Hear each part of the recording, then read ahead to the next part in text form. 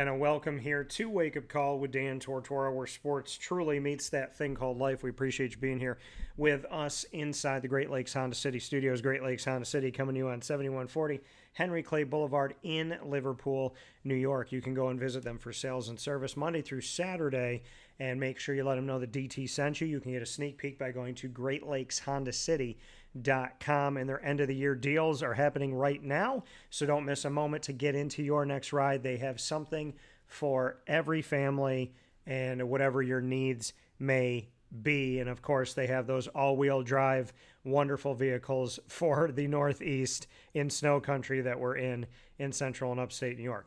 I'm happy to be here with you up and down the East Coast, the Midwest, the West Coast, and all around the globe on YouTube.com and Facebook.com/WakeUpCallDT.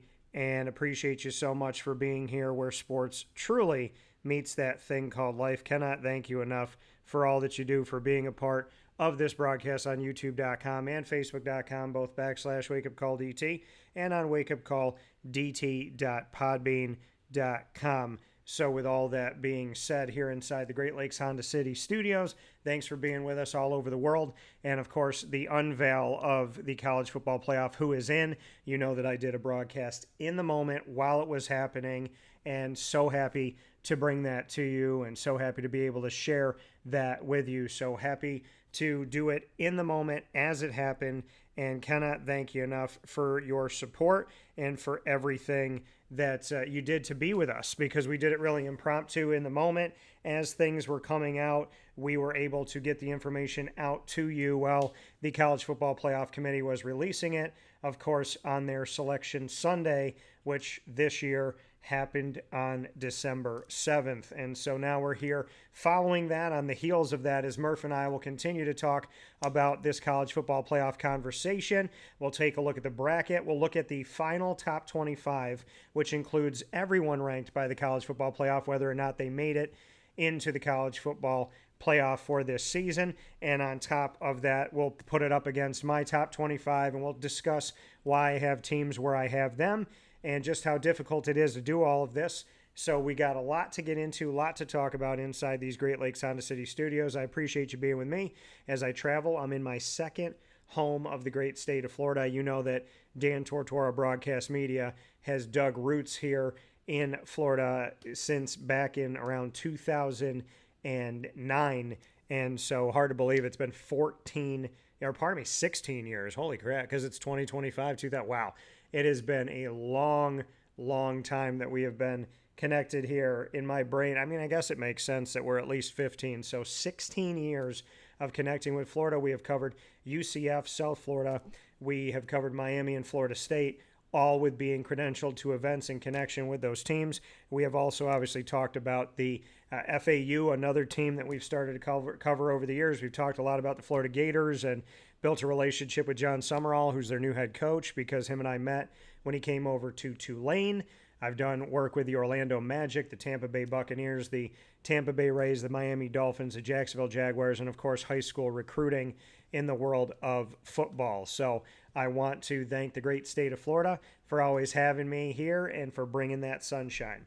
With that being said, here on Wake Up Call with Dan Tortora, where sports truly meets that thing called life, it's time to bring in my other half of this broadcast of DT and Murphy, and we are together every single Monday, and that is Brendan Murphy. We're here to talk about the college football playoff, speaking on all things CFP now that the field is set for 2025-26. Murph, how we doing? Doing good, my friend. That was certainly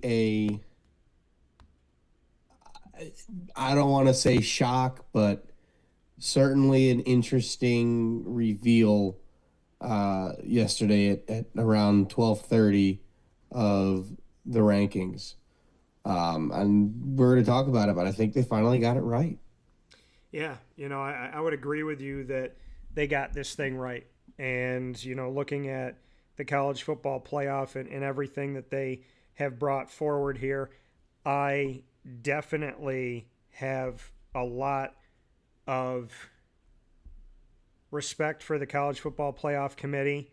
I know that this is a very, very difficult job, and it's not something that can be taken lightly. When I was discussing all of this and looking at how I assessed my top 25 in my college football playoff field, I've been telling people all throughout the season, as you know, Murph, that, this is a really, really difficult thing to do. It takes a lot of work. You have to have your pulse on the nation. You have to be looking at conferences all over the country. You have to be assessing different things. You have to be looking at teams and saying, okay, who are you playing? Where are, yes, you beat a ranked team, but where are they now? Yes, you beat an unranked team, but where are they now? Who did you go up against? Yeah, okay, you're a Texas team with 3 losses, but you also have 3 wins against teams that are in the top 12. What does that say about you? Can you find yourself a path? Is this going to hurt you? Alabama losing to Florida State, how much can that hurt them when they made such a run and they had arguably the most difficult or one of the most difficult schedules in the country? One can argue that Oklahoma, Texas, and Alabama had the 3 toughest schedules in any specific order in the nation, and they all come from the same conference in the SEC. So there's a lot of things to be looked at, a lot of things to talk about. It's a very difficult job. Do I sit inside of that room as a member of the committee? Not yet. But that doesn't mean that I'm not sitting here going through this stuff and challenging myself. I don't have to. I most certainly can, do that thing that some people say, which is stay in your lane when people want to pigeonhole and disrespect you. And I'm not even going to give any type of breath to some of the things that people say to other people. But the reality of it all is this has been a really, really tough road. And as I said when I was unveiling these top 25 as they were happening and the committee was releasing them, I said to remember that, at least on this show, there's no team I hate, no conference I hate, no coach I hate, no student athlete I hate. I don't even use the word hate. I don't hate an ex-girlfriend. I don't hate a business I used to work with. I don't hate a boss that treated me with disrespect. And I don't hate anybody. My grandmother always told me hate was too harsh of a word. She said you can severely dislike something but never hate it. And because you can't come back from hate is what she always told me. So I think the biggest thing before we get started with any of this, Murph, is to remind people that our job is to look at the nation. Our job is to make really tough calls, tough decisions that come with factual, logical, rational-based argument. And I don't know how many times I have to say it, but this will be the last time I say it. There's no conference or team that's hated or disrespected here. It's sheerly looking at who plays who beats who, and what happens. And the committee got it right. And if people question my opinion or my validity as a broadcaster, look at everything I said. The committee and I are almost 100% in line. I'm in lockstep with the people that were in that room for the most part. So let's discuss it, Murph. First and foremost, your take on championship week. So there's 9 conference champions in the FBS. The Pac-12 doesn't have a championship. Would be funny because it would be Washington State versus Oregon State always. But, we saw the Big 12 champion, Texas Tech over BYU. They blew them out by even more than they did in the regular season. BYU only has 2 losses, both to Texas Tech, but both blown out losses. And then we look at how Alabama had a rematch with Georgia. Their only loss of the season, the Bulldogs, is to the Crimson Tide. And they avenged that by having a multi-score advantage over Alabama. They ran all over. You could say it. It was a blowout. It was a blowout. It was a blowout. I'm thinking back on it. I'm like 21 points, 28-7. It was definitely a blowout. And then we look at the ACC champion. I called chaos. So did Shane Barrett, who came here on the show from the league winners. And chaos happened. Duke was leading. Virginia came back. Very weird thing that I've never seen in college football, where a player goes out of bounds, comes back in. They said he was forced out. If you go out of bounds and come in, you can't be the first to touch it. But if you're forced out of bounds and come in, then it's not your fault that you're out of bounds, I guess. And so you got the touchdown that went to Eli there, and that brought the game into overtime, and then Duke took care of it in OT, which was huge for the Duke Blue Devils. However, they did not make it because they had 5 losses. We look at the MAC in Western Michigan. I want to give them a congratulations because it's been a minute since they've been in the upper echelon. Miami of Ohio seems to be fighting a lot from year to year for that championship for the MAC. They were the runner-up this year. In Conference USA, Kennesaw State took care of business over Jacksonville State, two teams on the come-up. And then in the Sun Belt, James Madison did what they needed to do. Their only loss this season was to Louisville of the ACC, which was very early in the season. In the American, North Texas, Tulane went up against each other. Both coaches leaving for other teams, but not until the job is done, Lane Kiffin. And we saw the Green Wave take care and manhandle North Texas pretty easily. And outside of that, the Big Ten, Indiana played a tight game, an Ohio State type of game, a game where Ohio State usually wins those low-scoring games, but Indiana bested them. We'll get into what that game meant to me personally and looking at Indiana from here forward. So there's a lot to talk about, a lot to address. I think in the Mountain West, Boise State won for the 100 millionth time, and this is their third in a row. So would love to get your thoughts about championship week now that we've revisited it before we get into the field. Yeah, I want to start with the ACC game. What in the God's green earth was that play that Virginia ran that ended the game? Yeah, the trick play. Some sort of, I think it was supposed to be a flea flicker. And it went horribly wrong. I don't know what they were thinking there. You need a touchdown. To start overtime on a trick play after you just watch the other team score, I don't know what you're doing. That is a horrendous play call, and they deserve to lose that game. Duke wanted it more. They came in hungry. They got blown out by Virginia the first time they played, and they showed up in Charlotte with one goal, and it was to beat Virginia, and they did that. So huge credit to them. That was the absolute chaos scenario. I think what this tells us, though, is the ACC is not very good. Yes, you still get a team in the playoff in Miami. But that tells me right there that the ACC is just not that good. Not like it has been in years past. So I think the ACC also they just beat up on each other. I think as opposed to being top heavy like the Big Ten, there was 6 or 7 teams in the ACC this year. Almost around half of the ACC was competitive. So I don't think that Duke winning says it's not that they were bad. They're not as good as they've been in years past. Yeah, it was probably the weakest of the Power 4 conferences, in my opinion. It was the weakest of the Power 4 this year, yes. But I would venture to say that it's more exciting to watch this ACC than watch the ACC where it's Clemson, Florida State, then a giant gaping hole, and then everybody else. Sure. Not to interrupt you, I just wanted to. Yeah, no, you're 100% right. I also think that the ACC needs to take a step back and figure out their tiebreaker format. 100%. That tiebreaker format is horrible. Yeah. So that's something that they need to work on and fix. Otherwise, Duke wouldn't have even been playing in this game, and James Madison would not have made the playoff. Yeah. They wouldn't have even sniffed the playoff.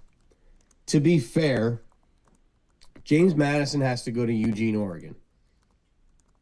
They are going to lose by like 50. That is not going to be a competitive game. Yeah. They got blown out by Louisville. Yes, Louisville beat Miami. I think Oregon is a better team than Miami. They might get. Oregon might be playing the backups in the fourth quarter. That's the kind of game that I expect that one to be. And we've talked about this in the past. The ACC's champion Duke lost 5 games. They were never making the playoff. Right. This was never a conversation. Right. So realistically, you look at James Madison as the next best team. Are they one of the 12 best teams in college football? Absolutely not. I don't even think they're one of the 25 best teams in college football. That being said, they earned the right to be there. They did. They earn the right to be there. They earn the right to get that butt whooping. Yeah, earn the right for They the butt are, whooping. folks, they are going to get walloped. I can promise you that. I believe the spread for this game is 20 points or something like that. Even Tulane against Ole Miss is a double-digit spread. I think it's like 14. But that game we already saw this year. We saw Ole Miss play Tulane, which I think tells me that game might be better than than what you'd expect because both teams have seen each other already. Yeah. So Tulane has already seen Ole Miss. Obviously, this is a very different Ole Miss team, not playing as well as they have, as they were at the time that they blew them out the first time in the first game, and also the fact that they don't have Lane Kiffin, so they don't have their coach. Right. Some of the staff, potentially some of the Mm-hmm. players. So this is Yep. the This is a question was very how different Ole Miss team. right, and the question was would the committee punish them because one of the things brought up in the criteria of the college football playoff ahead of And release. it was clear. It was written Yeah, I plain as mean, day. it's written. It says process to distinguish among comparable teams: strength of schedule, head-to-head competition, comparative outcomes of common opponents without incentivizing margin of victory, which was a big thing to say in parentheses here because that's something that people always focus on is like, does the committee incentivize the margin of victory that you have? And then the So the answer is unavailability. no. What'd you say? So the answer is no for Right. that one. And then, right, which a lot of people thought it was, right? Oh, well, we beat this team by this and they beat them. So then the unavailability of key players and coaches that may have affected past performance or likely will affect postseason performance. That is another criteria, and that is a direct criteria to Lane Kiffin is not here. Some of his staff may not be here. Some of his players may not be here. So my question was, were they going to punish Ole Miss? Were they going to look at taking Ole Miss out of the college football playoff completely? I saw a world where they could because Ole Miss, on top of not having their coach and not having some of their assistants and maybe not having some of their players, played a weaker SEC schedule. They, like Texas A&M, played a weak SEC schedule this year. They had the more favorable ones of the SEC schools that either made it or were up to make it. And so when you look back upon this and really break it all down, it would make sense that they could punish Ole Miss. They ended up keeping Ole Miss really in the spot that I thought that Lane Kiffin would have had and putting them as a 6 seed. So they really didn't do anything with Ole Miss. They didn't move them up or down. They didn't punish them. They're not punishing the players or the institution, which I think is a great thing. But I would also reach out to them and say, okay, committee, you're the same committee that said you don't have Jordan Travis, undefeated Florida State. You can't even be in this college football playoff. So, you see the committee talk about the unavailability of players and coaches and how it can help future performance. Well, they punished Florida State. They're not punishing Ole Miss. I appreciate that they didn't punish Ole Miss, but here we are, Murph. The committee's saying exactly that this is a criteria, and they've spoken out of both sides of their mouth in the past 5 years. They have. And, to be fair, it's not as drastic of a thing to be losing your head coach versus losing your quarterback. Because the head coach doesn't affect, how you play is not affecting how you play the game. He's making decisions on how the game's played, but he's not the one, slinging the rock. Yeah. Quarterback is. So theoretically, not having Jordan Travis for Florida State was a worse situation, but they set that precedent 2 years ago. I was shocked when they were still 6 when the rankings came out last Tuesday. I'll just leave it at that. I was shocked. But we knew after Tuesday, we knew there was like that they weren't moving. Yeah. So they sent that message on Tuesday. So you really got to keep your eyes open for that, pay attention to that. And and it's definitely a double standard that the committee just said here. Yeah. If I'm Florida State and Mike Norvell, I am pissed right now. Um, but what are you gonna do? It's something where Ole Miss and their players, they deserve to be there. They are clearly one of the 12 best teams in college football. I don't think I would have put anyone else other than maybe Texas in over them. Yeah. Um, or Notre Dame, but that's neither here nor there. But yeah, as far as the rest of the week, I was shocked at the SEC game. I was shocked with Alabama, Georgia. Yeah. Um, I was not expecting that to be a blowout. Alabama looks terrible right now. They might lose to Oklahoma again. They might get bounced in the first round. Yeah. And I was a little surprised that BYU got punished as severely as they did, but Alabama did not. So to me, that was a little bit surprising. You know why, That though? Alabama was still 9, but it's the SEC. But you think about You're it. not gonna fault Alabama for losing in the SEC championship. But at the same time, BYU losing to Texas Tech. Granted, both got blown out, Right. which is why if it was a close game, nobody would think the wiser. But if you If think it was a close, yeah, if you think about it, BYU lost both chances to Texas Tech, both in blowouts. yeah, Alabama went 1-1 with Georgia. yes, they did. So if BYU Um, went 1-1 with Texas Tech, then there would probably be more of a conversation. I'm just surprised that Florida State loss didn't weigh on the committee at all. Oh, I When think it it. came I when it think it came to, I did. think it probably did, I think it but did. Yeah. I think it probably did. I mean, because to be honest with you, when I saw Alabama get blown out, I was thinking there was a case for Miami and Notre Dame to be in. If that was the case, I will tell you right now, Notre Dame would have still been ranked higher. But they would have both been in.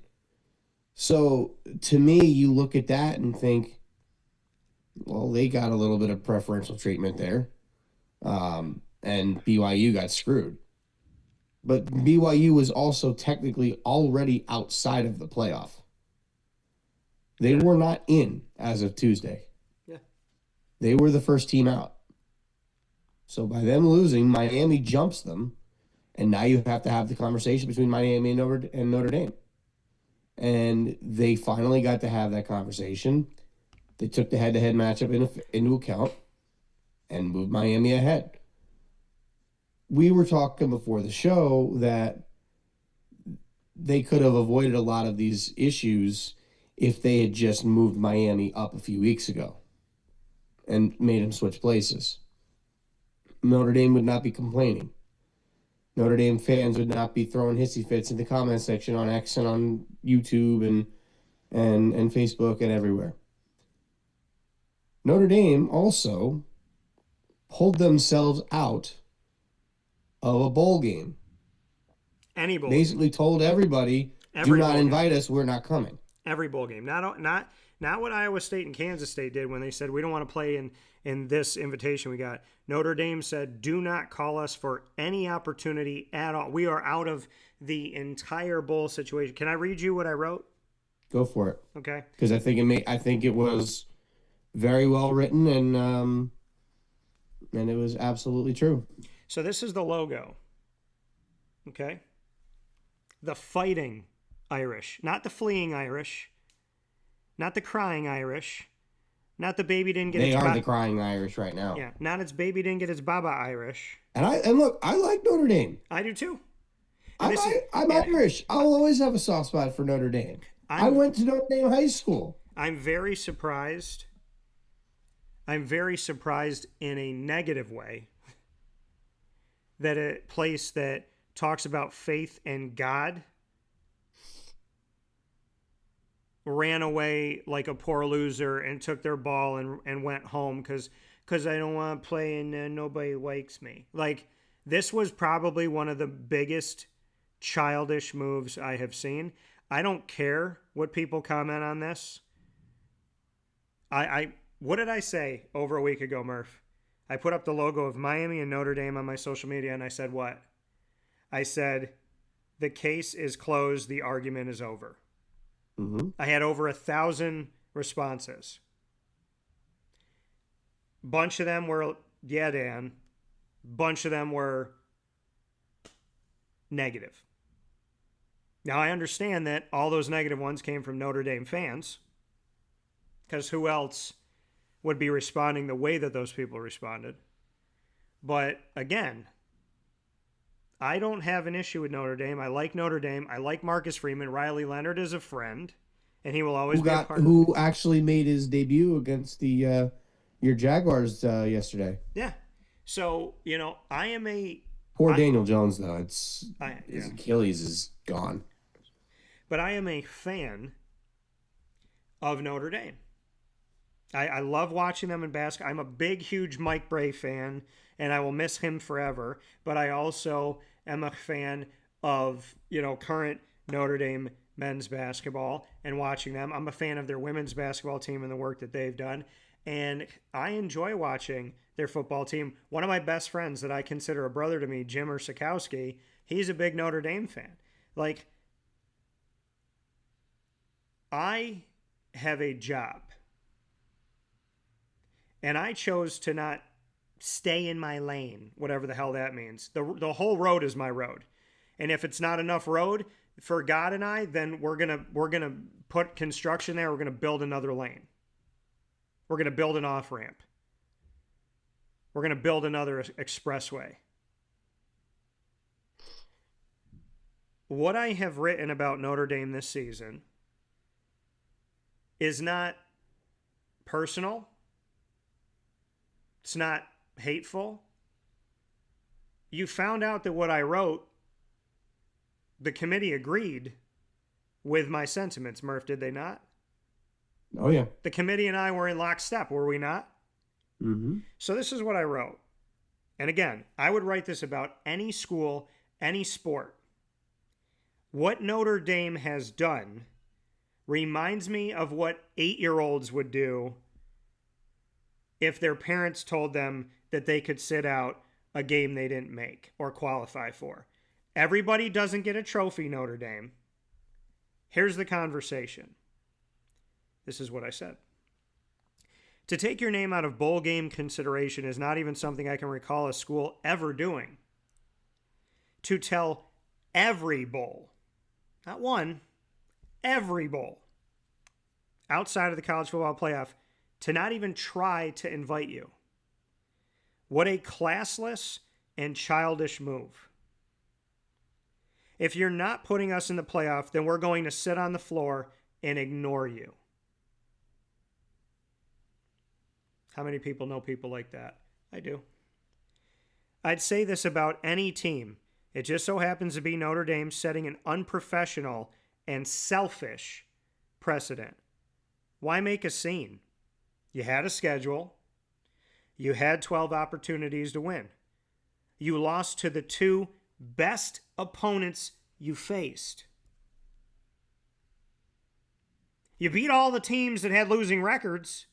You blew out Syracuse, who's terrible. You handled Stanford, who doesn't have a winning record. You beat a USC team that lost to Illinois. You beat the military academies because you always do. You won all the games that you set yourself up to win every year. But you didn't beat good teams. Top 5 teams, top 10 teams. Navy's a good team. It's a tier 2 win, quad 2 win. But the 2 teams that pushed you the hardest, you lost to. Well, it's only by 1, Dan. I don't care. What did the committee say? Margin of victory doesn't matter. It matters if you won or lost. If Notre Dame won those games, what would the fans be saying? It doesn't matter if we won by 1 or 20, we still won. It's amazing how an argument can flip when it suits you the other way. And I never listen to those people. Hypocrites, the eighth deadly sin, Murph, with lust and gluttony and all that, hypocrisy. So let me go back to what I said. You had a schedule. You had 12 opportunities to win. You lost to the 2 best opponents you faced. They're in the CFP. You're out. That's nobody else's fault but your own. Own it. compete in a bowl, especially for those finishing up their eligibility. I'm sure your grad students and your seniors are really happy that you said F you to the bowl season and now they don't get to play a game and they might never play football again. Are we positive that every single Notre Dame player finishing their eligibility was cool with this? No chance. And try for the CFP again next year. I guess this season the name's been changed to Crying Home and Sulkin Irish, because you surely ain't fighting for anything. Murph, why do we have to sit here in today's America and when we take an opinion that's factual, when we base something on rationale, when we base something on games that were played, not how much money a school has or how well they're known or how many people buy their jerseys, everything that was said on Wake Up Call this season in regards to Notre Dame and in this path here has been shown to be true. So why do we have to sit here today and catch hate, negativity, word vomit, and people attacking who we are because we told you something that the committee just told you? So if you hate me, I guess you hate the entire college football playoff committee. Honestly, man, it is in part because Notre Dame fans tend to also be fans of the Dallas Cowboys, the New York Yankees, the Los Angeles Lakers, all of whom are crybabies when they don't get their way. Notre Dame did not deserve to be in this field. Are they better than Tulane and James Madison? Yes, but that's not the way it works. Top 5 highest ranking conference champions get in. That's the rules. Just because they're number 11, just because they're the 11th best team in the country doesn't mean they get in. That's how it works. So, geez. Realistically, I'm glad they're out. I think the committee got it right. The only one I think could be up for debate is BYU Alabama. But I think Alabama does definitely deserve to be in, although they do not look good. Ty Simpson looked awful in that game. He has looked awful the last 2 weeks. Yeah. So to me, I don't like Alabama's chances of winning this thing. And this is a very different tone than what we were speaking about a month and a half ago. We both thought Alabama, even with 2 losses, was the number 1 team in the country, or was the best team in the country. Well, sorry, with 1 loss to Florida State. And we easily thought they would beat Ohio State, Indiana, and whatnot. Speaking of Ohio State and Indiana, what a phenomenal football game that was. Folks, Ohio State and Indiana gave us an absolute treat and a classic in Indianapolis. The difference in the game was a missed chip shot field goal. I feel bad for the kicker. I'm sure he's going to get lots of hate mail and death threats from Ohio State fans, but he doesn't deserve that. No. He's human. He makes people make mistakes. But, you can't sugarcoat it. The kid Blair Walshed it. He's got to make that. So obviously he can be disappointed in himself. His teammates and everybody can be disappointed in him, but, don't take it out on the kid. He's just a kid.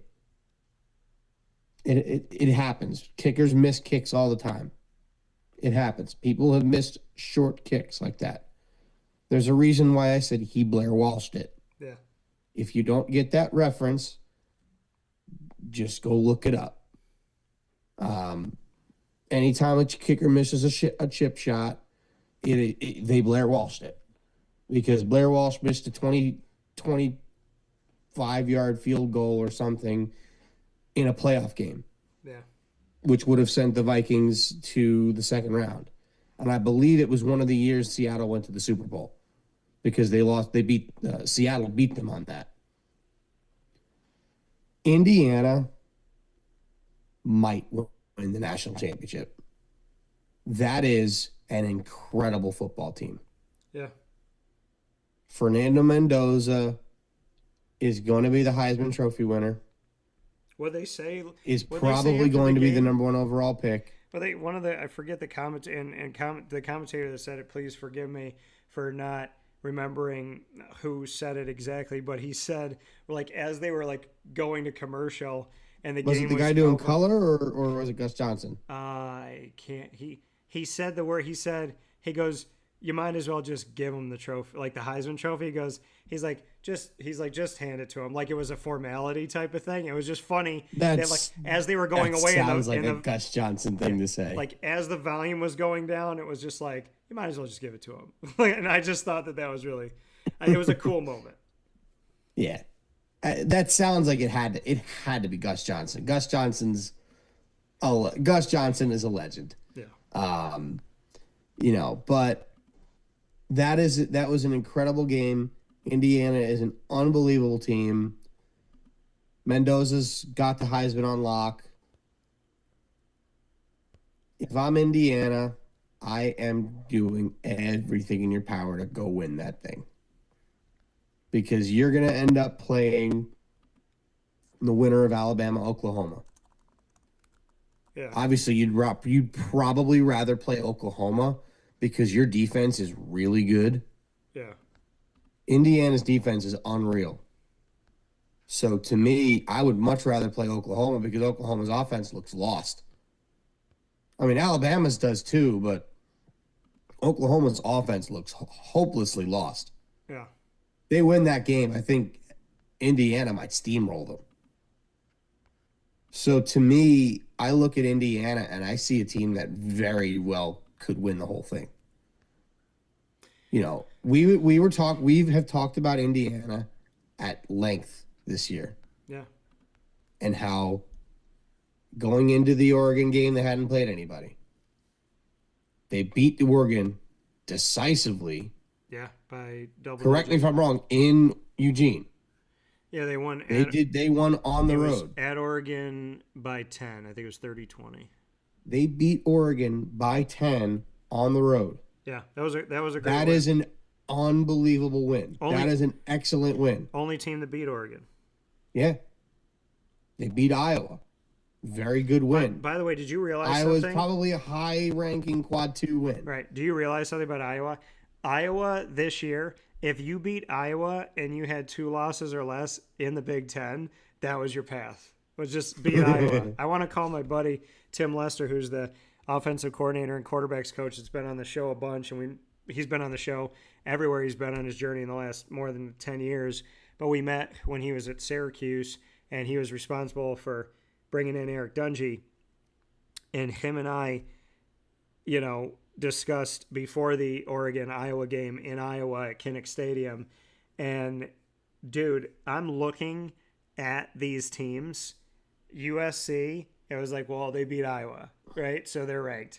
You look at Oregon, their best win was over Iowa. You look at Indiana before the Big Ten championship, their 2 best wins were Oregon and Iowa. So I joke with my dad and I was like, man, if I'm the Hawkeyes, I feel like someone should send me champagne.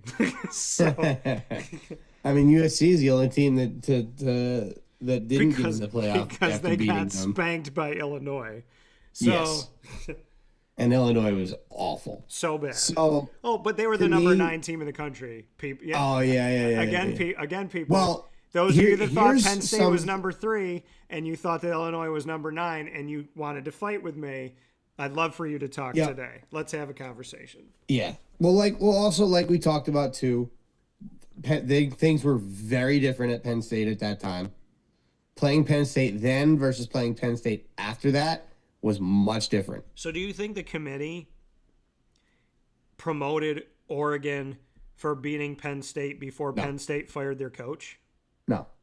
And before Drew Aller got hurt? Because I just look at the other teams. I just look at the teams behind them. But you're not putting Ole Miss ahead of them because of losing Lane Kiffin. But you're not putting Texas A&M higher than them because they got spanked by Texas. But here's a question: do you what is it that Oregon won besides Iowa? Because I argued that the conversation should have never been. I think when they kept talking about the conversation in the CFP room is Alabama Notre Dame, I thought that that was a joke. I thought it was a Saturday Night Live skit. But Miami Notre Dame, I argued that that shouldn't be the argument. The argument in question should have been Notre Dame Ole Miss without their coach, or Notre Dame Oregon weak schedule 11-1 versus 10-2. And then Well, you could also make the same argument about Ole Miss or Texas A&M.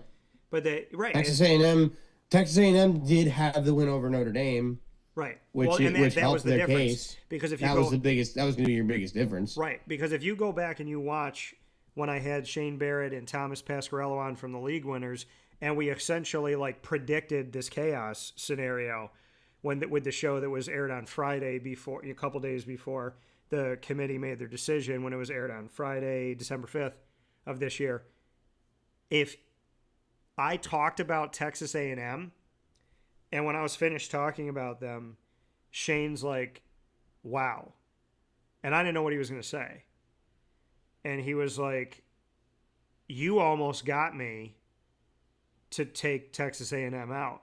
He said, "You almost sold me. Like everything you said brought me all the way." And like him and Thomas seem to be on the same path there of like, you talked us into getting rid of the Aggies, but I said one thing. They beat Notre Dame. Yeah, That was the only you thing. can't you can't ignore that. Because Texas A&M's weak schedule and Ole Miss's weaker schedule, but Ole Miss was better than Texas A&M as far as a win that they did have of separation. But I argued that because Texas A&M beat Notre Dame, they get in with an 11-1 record. But Notre Dame had a better case against Oregon's weak schedule, and they had a better case against Ole Miss without their head coach than they had against Miami. And that was an argument I thought Notre Dame could have won to be the 10 seed. Because they weren't going to be the 11 seed or the 12 seed. That was going to Tulane and James Madison. But they had an argument to be the 10 seed. But the only argument was, do they punish Ole Miss for not having coaches and potentially players available, which is part of their criteria? Do they punish Oregon for having such a weak schedule? And then you look at two teams that didn't play in a conference championship. Oregon didn't advance to it. Notre Dame doesn't have one. Notre Dame's 10-2. Oregon's 11-1. They both have a common opponent in USC. Go back and look at the USC game. Which one do you like better? And that was probably a better argument to have, or the Ole Miss Sands Lane Kiffin argument, than it is to have Notre Dame as the same record as the team that beat them. Who do you put in? That was such a dumb and lazy and stupid thing. That's why I put it up the way I put it up. And Murph, we live in an America that confuses the hell out of me. Because putting Miami in that Notre Dame and everything I said about it and all the factual, rationale, logical evidence that I gave, that was one of the most highly contested, if not the most highly contested post that I've ever put up in 22 years of broadcasting. And I thought that that was like the literally take you to the water and help you drink Tarzan Jane, me like you like too. I thought that was like the easiest. It wasn't even teaching someone the alphabet. It was teaching them a letter. And that was the one that everybody wanted to fight about. Whereas I feel like Notre Dame had a better fight against Ole Miss or Oregon. Yeah. I mean, ultimately, I just think Oregon was a good enough team to be in this playoff. I don't necessarily agree with him being the 5 seed, but again, like maybe I would have put A&M, but I wouldn't have put Oregon behind Ole Miss. The only other thing I would have done is A&M at 5, and then just put Oregon at 6 and A&M. I'm sorry, but A&M at 5, Oregon at 6, and Ole Miss at 7. Yeah. And then it brings you back to the Oklahoma, Alabama, Miami. I think the bottom 3, the Oklahoma, Alabama, Miami, of those 3 teams, I think Miami's got. I'm sorry, not Miami. Actually, no, yes, Miami. I think Miami's got the best shot to make some noise. Because I think them going on the road to play Texas A&M at Kyle Field, that is not an easy place to play in College Station. but I think Miami's just a better football team. So to me, I would have Miami winning that game. Yeah. I don't know that they're the favorite. I think Texas A&M is the favorite in that game. I didn't check yet. I just knew that the two, group of 5 teams that are playing in there are you have, really big spreads in those games. Yeah, I can bring it up. We can take a look at the bracket right now, actually.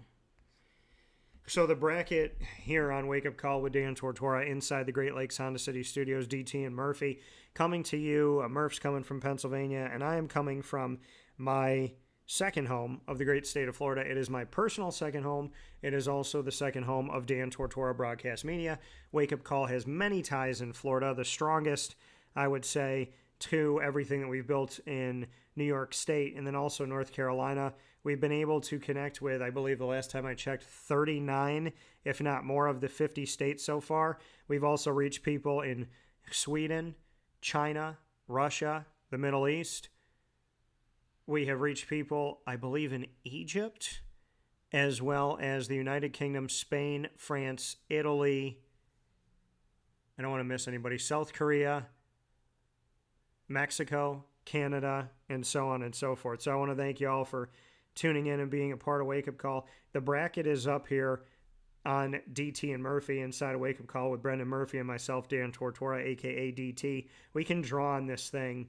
So, Murph, to take a gander at this, take a little peek, because you were discussing this, I do want to look at the top 25, but what I find interesting is we talk about this matchup, the 7-10, between Texas A&M and Miami.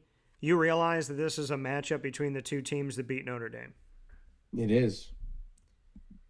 And this game will be played in College Station, like you said.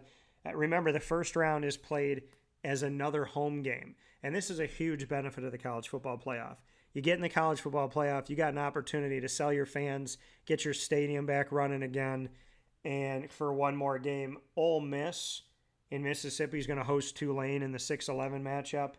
We have Oregon out in Eugene going to be hosting James Madison in the 5-12. And then this is a rematch of one of the few games Alabama lost, Alabama-Oklahoma, and they have to go to Oklahoma in this 8-9. Keep in mind, last year, Ohio State was in the 8-9 with Tennessee, and I argued Tennessee should have been the 8 based on both of their schedules, and every home team won last year. So this is going to be really interesting to see what happens this time around. But Murph, what do you think about the matchups that we have? Oregon, James Madison, Oklahoma, Alabama. Can Alabama even the score like Georgia did to them, 1-1? Ole Miss and Tulane. Was this the best case scenario for Tulane to get a team that doesn't have their coach, doesn't have maybe some of their other coaches and maybe some of their players? Is this, I'm not trying to downplay it here, but with everybody trying to count out schools that are not in the autonomy group of the Big 12, the Big 10, the SEC, and the ACC, is this the most favorable matchup for a Tulane team that seems to be running on all cylinders with nothing to lose? And then Texas A&M and Miami, the two teams that together knocked out Notre Dame. If Notre Dame had beaten one of them, Notre Dame would probably be in this thing, but they didn't. And so, now they get to, showcase who's better than the crying home and pouting Irish. So what are your thoughts here on these home games that we have to start off the college football playoff? Yeah, I'll start with James Madison, Oregon, because I think this is going to take me about 2 seconds to talk about. James Madison's a 20.5-point dog. They are probably not going to cover that. It is going to be a blowout. They have earned the right to get that butt whooping, as we often say. Yeah. And I don't think there's much really to be said about that. Good season for them. They will get blown out. I do think Ole Miss was the perfect matchup for Tulane. Yeah. Partly because they've seen him. I know this is a very different team now with with no Lane Kiffin.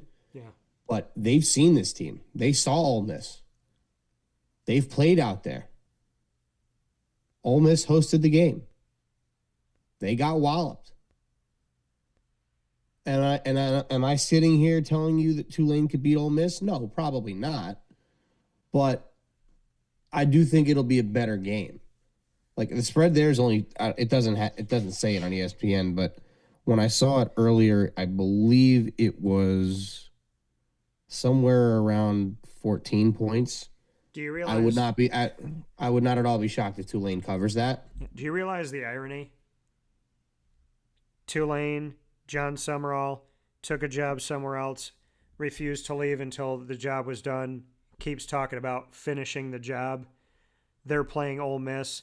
Lane Kiffin ran to his new job at LSU. See you later, Rebels. And just like I told you before, Murph, we're not in the room. Well, he did want to finish, and Ole Miss wouldn't let him. And that's what I was about to say. Now some of the players are saying, not what he said about us isn't accurate. Now the school's saying that too. So with Lane Kiffin, once again, was he telling the truth? I don't know. Was he in fact telling the truth? Because now we have a matchup of the coach that took a job at Florida but refused to leave Tulane until it was done versus the coach that left either because he was told to or Ole Miss told him to, and we're trying to figure out who told who to leave or I'm leaving or what happened. But Ole Miss doesn't have Lane Kiffin, who took a job at LSU, but John Summerall, even though he took a job at Florida, is still there. This is a very unique and ironic matchup of two coaches that left, but one that will stay to finish the job. Yeah, I'm excited for this game, and I'll be watching this one because I want to see. I haven't sat down and watched the Tulane game, to be fair. So I want to see a little bit about how Summerall coaches. I want to see what we're getting. Yeah. Since we spoke last week about the hiring of John Summerall at Florida, I still don't particularly like the hire. We've talked about that. But as I'm doing more research and seeing more and more things and watched his introductory press conference, you can't help but like the guy. I'm telling you, Murph. He seems like a very likable guy. Yeah. He's done well there. And I said this last week. I still think it's true. I feel like this is the second coming of Billy Napier, which if that's the case, this is going to be an epic disaster. But I really hope I'm wrong. I'm telling you right now, whatever. See, he got a new job, by the way, right? He's JMU. Whatever happens or doesn't happen with John Summerall. I'm so sorry for them. But whatever happens or doesn't happen with John Summerall in Florida, I'm telling you right now, it will be a better portion of the book than the portion that you didn't like reading most recently.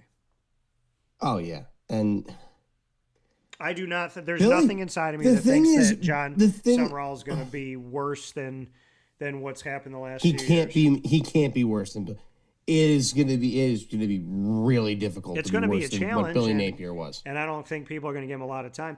Can you imagine what it must feel like to be John Summerall or any of his family or his supporters, to see him get a job? So excited for him. Go to the SEC. Biggest job he's ever had. And then like his parents or his wife or his like sibling or best friend goes on the internet and sees a ton of members of the fan base that he's now going to be coaching the players of, hating him before he even uttered a word. Yeah. You understand how sick that is? Like, that's mental illness. It is. That's a mental illness. Like, you hate a guy that's never even talked to you yet. Mm-hmm. And that's the main reason I prefaced everything last week that I said with it's nothing against him personally, because I'm sure he's a great guy. I mean, I'd love to meet the guy and just talk to him a little bit about, why Florida was a good place for him and everything. I'd love to hear what he has to say. Like, I have met the guy man to man on that. I sat with the guy. What? We're in December right now. I sat with the guy 4 months ago. Yeah, about 4 months or so ago. Him and I were sitting next to each other, just me and him. nobody around, no press conference, just here on Wake Up Call with John Summerall. Same thing we did his first year at Tulane. We did it again this year. We did it last year in Arlington, Texas. We did it this year in Charlotte, North Carolina. We text back and forth with each other. I just talked to him, going into the bowl game about more than just Tulane and obviously leading into Florida. I sent those to you. So, I have talked to the guy. And I'm telling you right now, Murph, when I sat with him back in July and he was sitting right to my right, I remember sitting there with this man who's very kind and just wonderful to talk to. And, we have built a professional and personal relationship. And I remember thinking back then, before the season started, I was listening to his country accent, his southern, little bit of southern drawl, and I was listening to the way he spoke, and I was thinking about him and just his essence and his energy. And I was like, son of a bitch, somebody's going to take him from the SEC. I thought that before the season. And I think I said that to you. So, I just remember. You did. There was a point maybe in September or October that you said he was probably going to get poached this year. And obviously you were right. But, watching his introductory press conference, I liked what he had to say. Yeah. So far, so good on the recruiting trail. He hasn't really lost any commits, which is huge. Yeah. I think the number one thing on the agenda for him is going to be making sure that you don't lose DJ Lagway to the portal. Because my worst fear right now, as poorly as he's played this year, is you lose him to the portal and he goes somewhere and he shows you everything that he was, we all thought he could do going into this year, and ends up being top of the 2026 draft class or 2027 draft class. And ultimately he does it elsewhere. So to me, if I'm John Summerall, I am doing everything you can to keep DJ Lagway in the building, because it is not his fault he played as poorly as he did. He had a horrible coach who had absolutely no clue what he was doing. He was in over his head. So now, if you keep him there, you put good coaches in there. And can I just say, there is an outside chance Coach O might be on his staff. His son is currently on his staff at Tulane. And there's been I don't know how true it is or anything, but there's been a report that has said if he takes Coach O's son with him to Florida, there's a really high probability that Coach O is going to join the staff as I think they were talking like a linebackers or defensive line coach. Not to be any, literally not going to be any it's not like he's going to be the assistant head coach or anything. But I think it'd be great to get Coach O in the building. Did you see? Because he's a guy that's won a national championship in the SEC. Yeah. He knows how to navigate in the SEC. He's beaten Alabama. He's beaten Georgia. He's beaten LSU back when he coached at Ole Miss. So he would be a great asset and a great sponge to soak things up from if you're a John Summerall. And so I love that you brought it up. And he was on the sideline wearing Tulane colors for the game and cheering on Tulane, obviously, with family connected to it. And I just thought to myself, I'm like, well, he coached in Baton Rouge and Tulane's in New Orleans. They're both in Louisiana. He's a raging Cajun. So if we see him return to Louisiana with Tulane, or if we see him return to Louisiana, or if we see him go with someone from New Orleans and go to Florida, and we see that with Coach O, that to me would be such a cool connection to be he was at LSU, he has a connection to Tulane, and now he's going to be a part of John Summerall's staff in Florida. That would be incredible. I just would love it, and I think it would be great. Allegedly,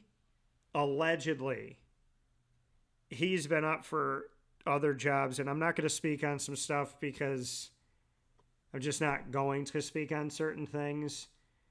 But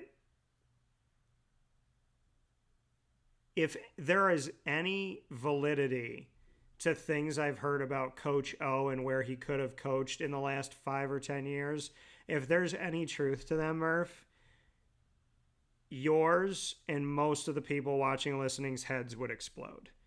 Because I've heard things about, oh, he was interested in this job, and I've just like, I would absolutely hire Coach O. I would hire him just to sheerly have him with me, just to have him in the building, to be a sponge, to be a wealth of knowledge and information and wisdom, to have the experience in the SEC and having success in the SEC and winning a championship in the SEC and winning a college football playoff national championship, and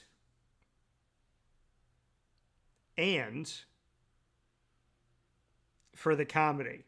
Because I got a feeling that, go Gators, that being in a room with anybody would do that. Like I just feel like Coach O, I feel like I would gain wisdom, I'd gain knowledge, I would really be moved by his experiences, and I also think like he would make me laugh and we would build a close relationship. So if John Summerall can do it and O's up for it, I say do it, man. Please, do it. Coach O, come convince Summerall, and actually this is a message to John Summerall too.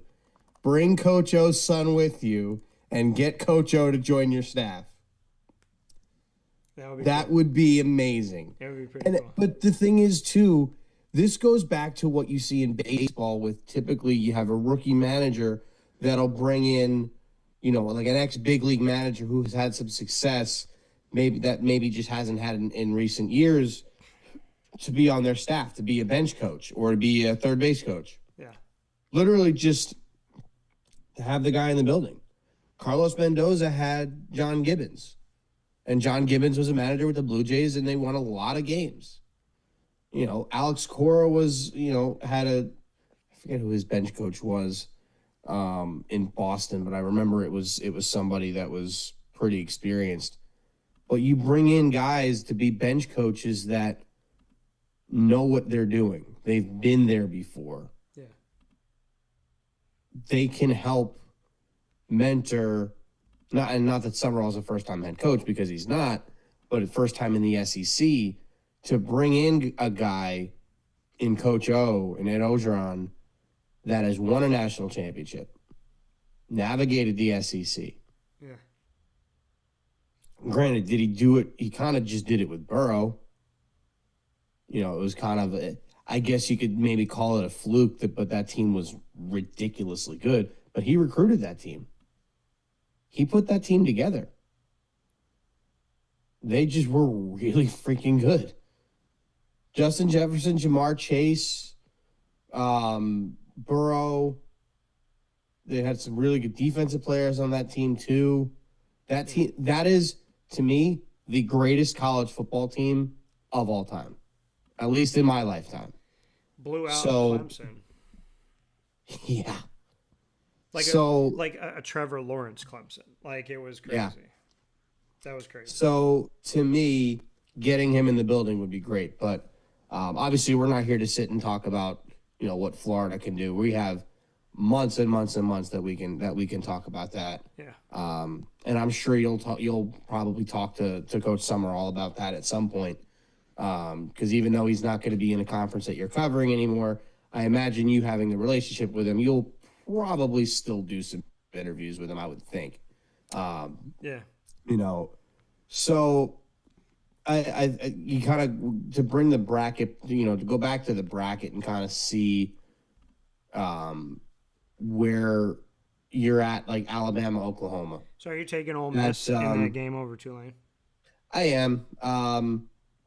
Sad.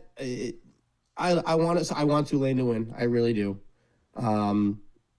But I don't see Tulane winning that football game. I just think Ole Miss is way more talented. And there's not a whole heck of a lot you could really do there. Ole Miss, Alabama, I think is going to be it might be a snooze fest. Yeah. I don't see Alabama winning this football game. They lost to a team with a bad offense at home. Yeah. Now they're going to Oklahoma. That doesn't sound like a recipe for success to me. So to me, I think you're going to get those three home teams are going to win. I think those are pretty easy. Alabama is favored in that game, but I would still pick Oklahoma. Miami, Texas A&M is a tough one. I think this is the only one. Well, Alabama could still win, but I think reasonably this is the one where you'd kind of look at the road team and think this team's actually got a shot to win this football game. Yeah. I don't think Texas A&M's that good. Both of these teams beat Notre Dame, as we talked about. Yeah. Miami deserved to get in, and I think they're going to be playing with a chip on their shoulder. They were very nearly left out of this playoff. Yeah. They fought and battled, and the committee let them in, and I think they're going to take advantage of that. So to me, I would pick Miami to win this game. I think it's going to be a very good game.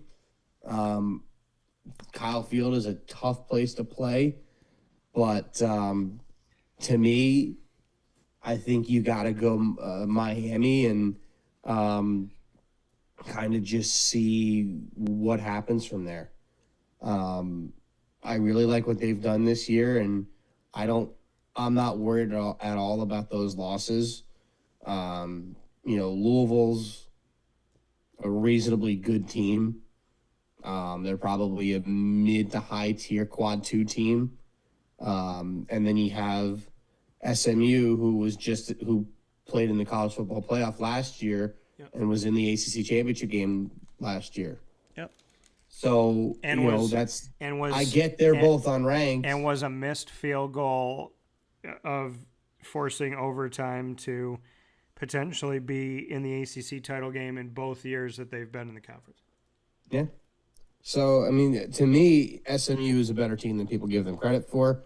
100%. Probably, again, another higher tier 2, quad 2 team right there. Yeah. So Texas A&M really only beat Notre Dame. Yeah. I mean, if you look at their schedule and who they've played. Murph, read off the SEC schools they beat. Because it's wild. Auburn. Okay. Not a better good team than they get credit for. Well, better team than they get Still credit not for. a great. Still not a great team. Right. Mississippi State was near the bottom of the SEC all year. Right. Florida near the bottom of the SEC all year. Right.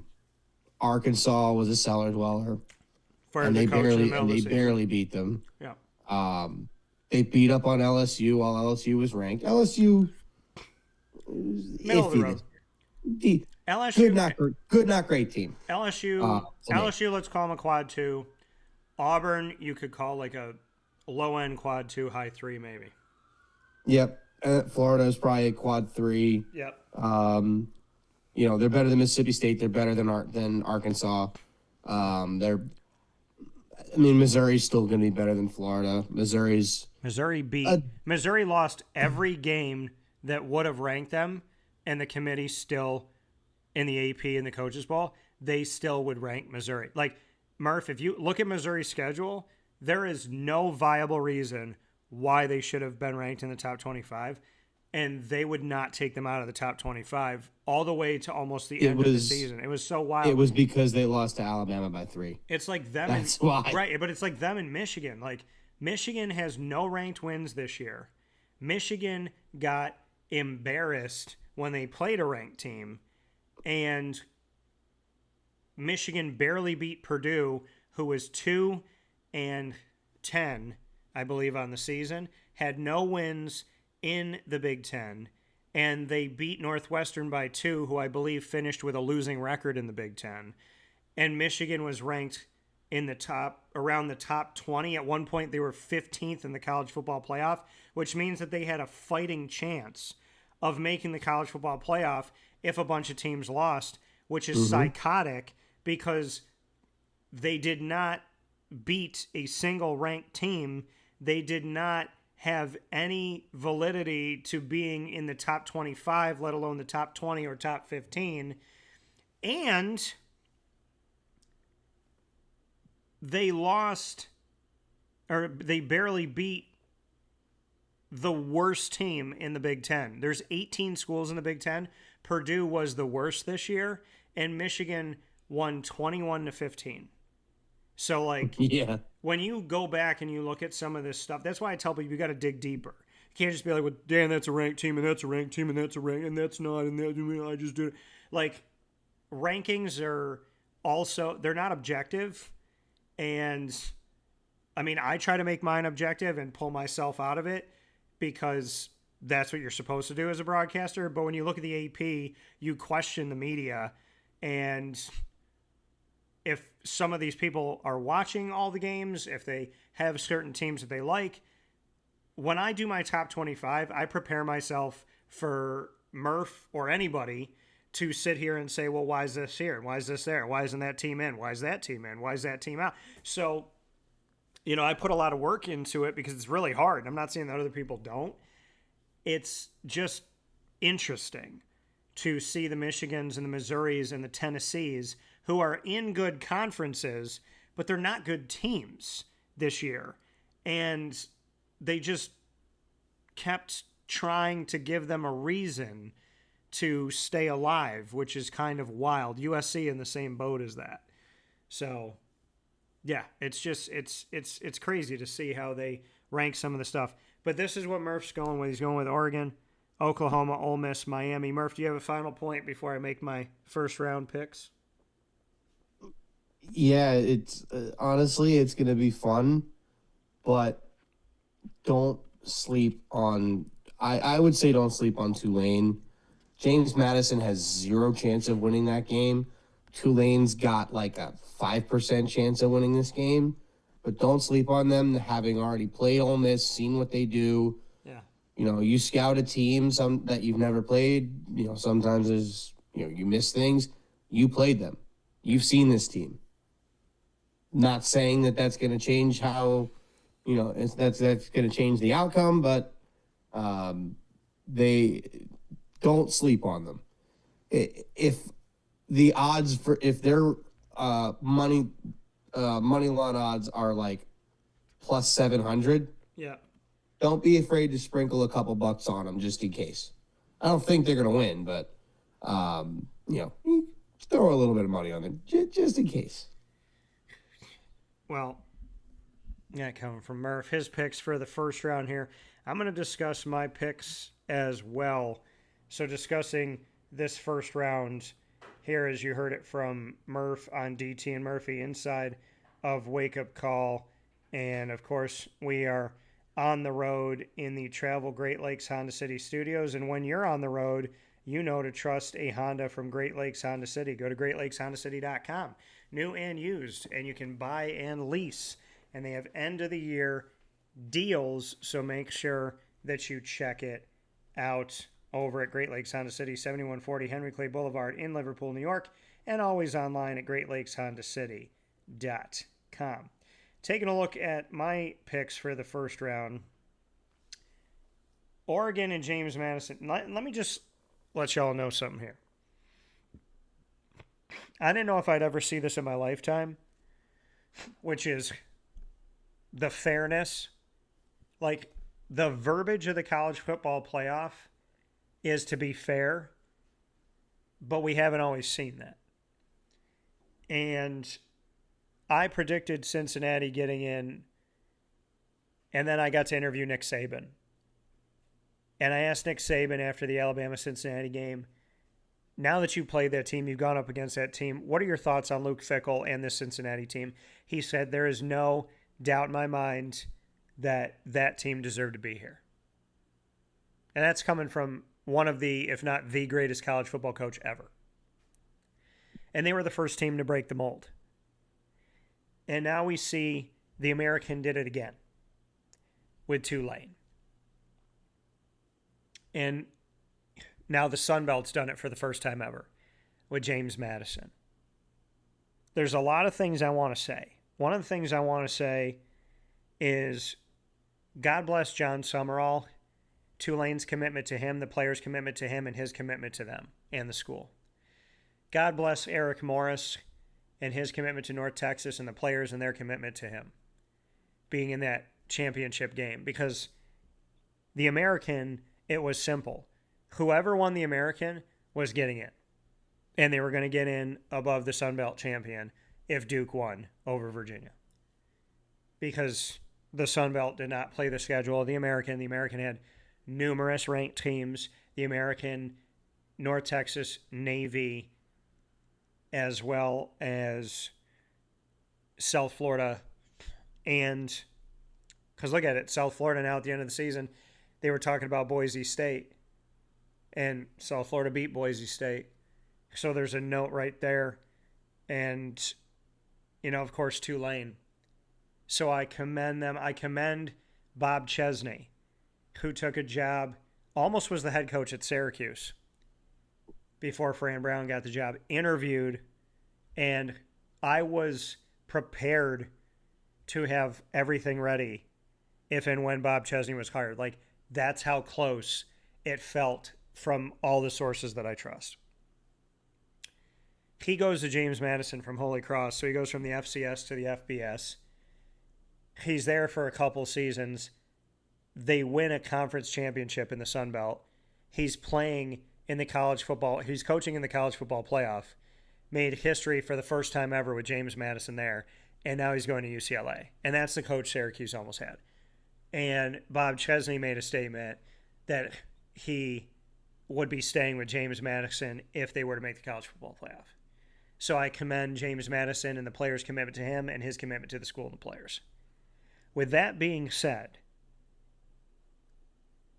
I do not think James Madison played a tough schedule this year. I'm not trying to undercut the Sun Belt at all. James Madison arguably played like a Big Ten schedule. You play no ranked teams out of conference, and then sometimes not a lot of ranked teams in conference. But listen, James Madison won fair and square. This was the chaos scenario.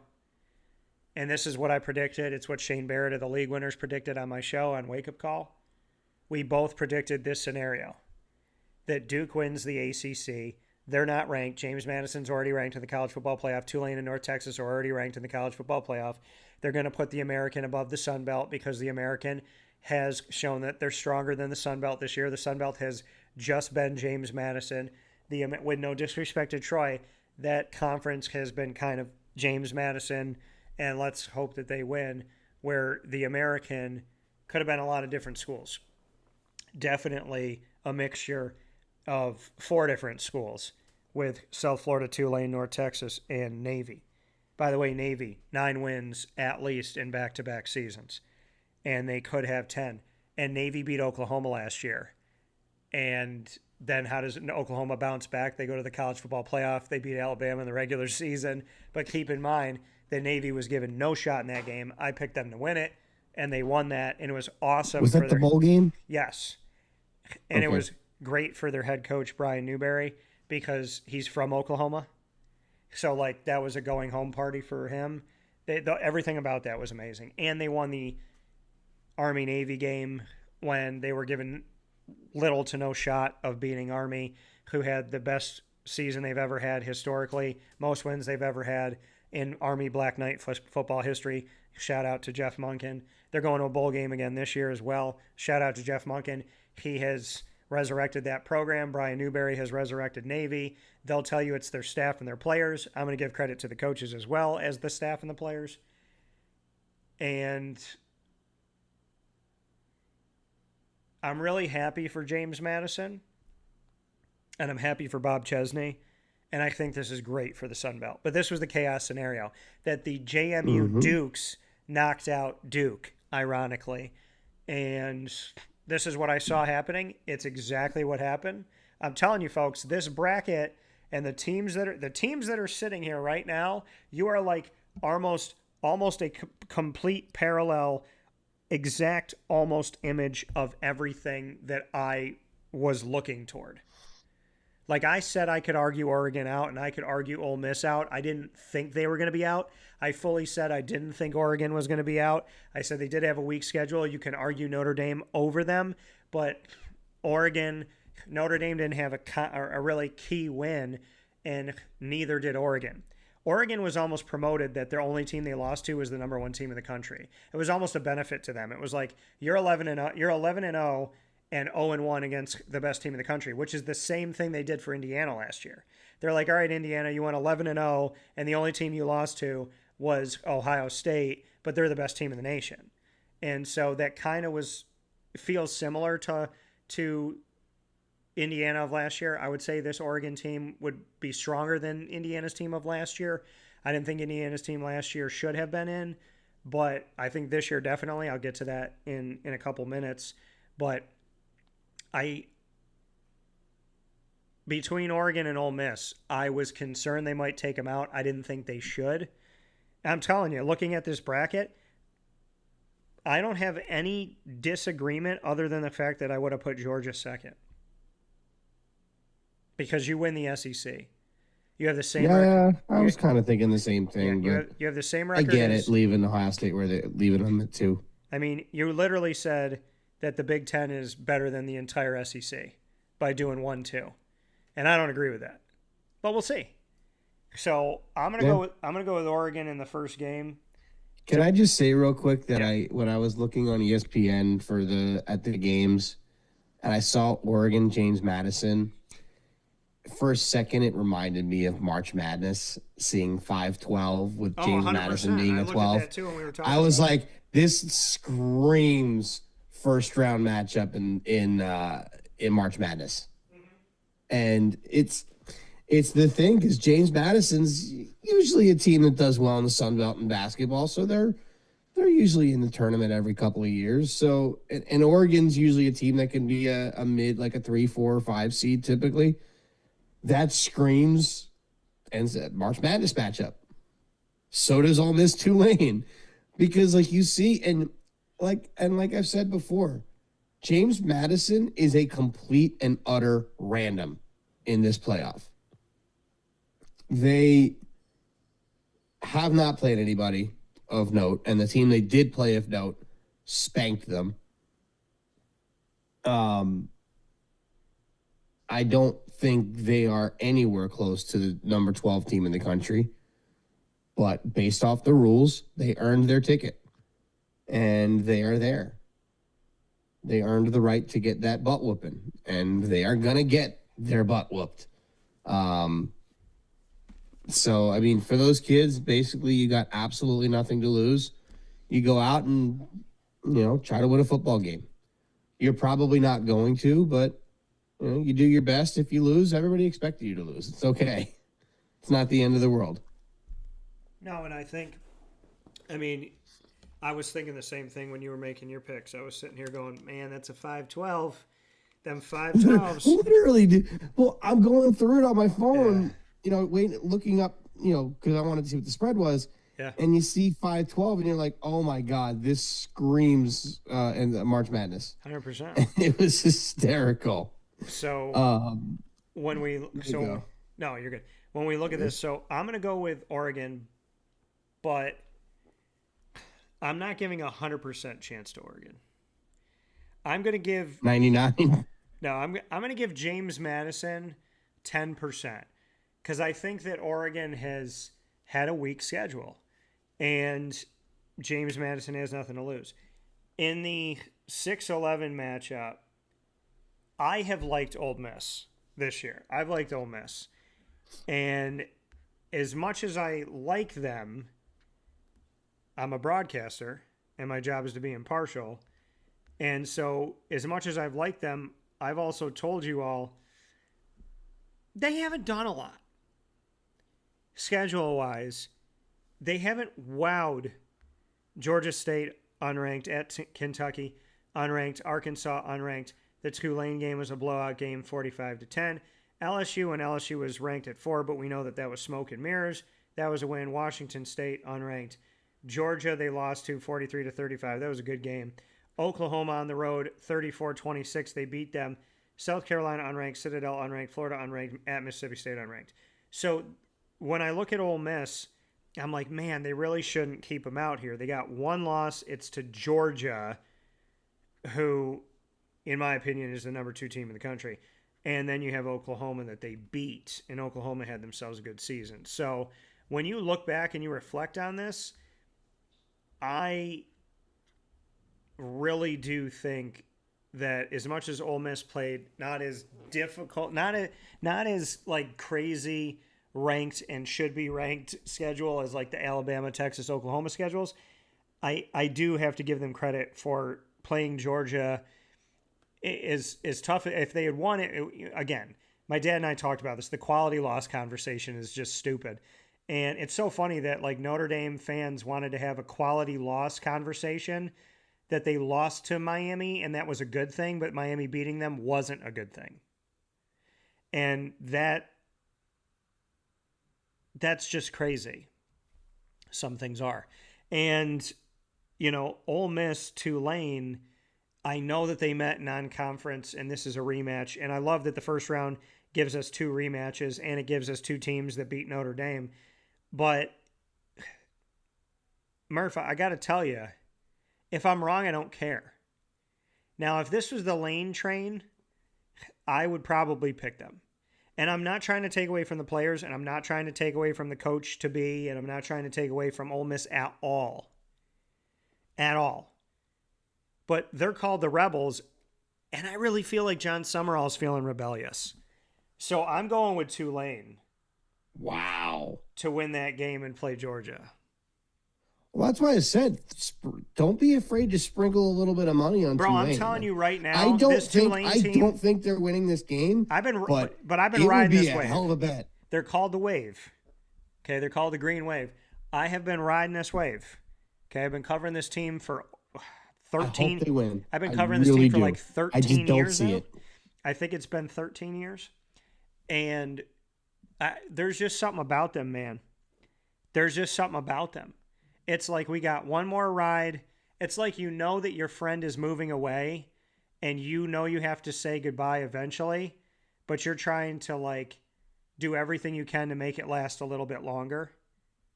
And I think they make it last a little bit longer. And I'm sad because I think that Lane should have stayed and coached this team through like John Summerall and Eric Morris and Bob Chesney. Again, Lane said it wasn't him. The school and the players may have another story. Who's telling the truth? Whoever's telling the truth. If it came down to Lane decided to leave, then, that's screwed up. If it was the school that kicked him out, then it's like they shot themselves in the foot. But if it's Lane that left, then it was selfish. And I'm not going to claim any knowledge because I don't have it. And I think this world does a lot of, I think I know, so like there's a guy that's leaving Syracuse and somebody wrote, it's all for the money. And Murph, I know exactly why he's leaving, and it doesn't even sniff money. It's not even close to being about the money. And it's just crazy that people speak like that. It's like they put everybody in the same boat. They say things, but that's social media now. People just say things. And they forget that you can get sued for slander and libel. They forget that, defamation of character is a real thing. People think freedom of speech means freedom of consequence, and it doesn't. So, God bless you to my dad. But, this is really, really hard for me because I have come to really love this Ole Miss team this year.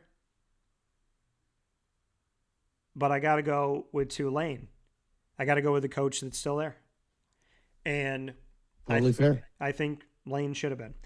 Now, as far as Texas A&M and Miami goes, this is an easier choice for me. Honestly, it is. And it's no disrespect to Texas A&M. I think Miami is just like, you know what? Like, there's a reason why ESPN's been playing the 30 for 30 with Miami. There's a reason why that has to do with Miami and Notre Dame historically. Do you realize within the past week, couple days, they've been playing Miami Notre Dame stuff, low-key but not low-key, high-key on ESPN? So the ACC Network aired that game for like a day and a half straight. Yeah, so I really think that Miami is going to let you know, like, back in the day, y'all cut us out of the BCS because the computer put the numbers together. and we beat the two teams that played in the national championship, but the computer didn't let them in, even though they beat both of the teams that did get in. So I think Miami is chomping at the bit for Ohio State in the next round, and I think they're going to get through Texas A&M. And then Alabama, Oklahoma, this game is a pain in my ass. And I tell you why. Because I want both of these teams to win. And the reason why, not that I don't want anybody else to win. I mean, I want both of them to lose, but I don't think that's possible. I want, because you're a Florida fan. But I want, of course. I hate Alabama. I want both of these. This is the thing. I think either one of these teams can make a run. I'm worried about both of their offenses right now, man. But I really am. I really don't. I was not a fan of the Jalen Milroe era at Alabama. And watching their boy throw the ball right now, he looks awful. You watch Alabama right now, and I'm like, Ty Simpson. They were mocking him 1-1 to the Jets earlier this year. But he looks horrible. But that's the thing, Murph. When people talk about hype, you realize that people say all this stuff, and then when somebody's like you or me is right, they bury it. But then, like, when they're wrong, they just go on to the next thing. They don't even, there's nothing. They just hope you didn't hear it. But when you look at Oklahoma, and what has Oklahoma done? And where have they come?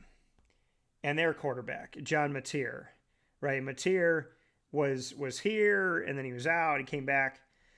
And I just, man, like, I know they lost to Ole Miss, and I know they lost to Texas in that blowout, which was really atypical for them this year. But, they beat Tennessee, Alabama, Missouri in a row, LSU as well to round out the season. They beat Michigan early on in the season. They beat Auburn, both when those teams were ranked. Obviously, they weren't as good as the rankings show that they were at the time. This is tough. But Alabama showed that they weren't good in a rematch with Georgia. And I don't think they're going to be good in a rematch with Oklahoma. I'll tell you this right now. When whoever Indiana plays, be it Alabama or Oklahoma, Indiana is going to have an immediate test to show if they got it like that. And I love that the committee made this the matchup. That they said, this is our 8-9. We're going to challenge Indiana. We're not going to give them some BS road to get there. We're going to make them fight. And I really, really, really like that this is the matchup Indiana gets. Because whoever they get is going to show you if they're for real. But I get to do something on this show, which is cool. When I said Indiana hadn't played anybody, they hadn't.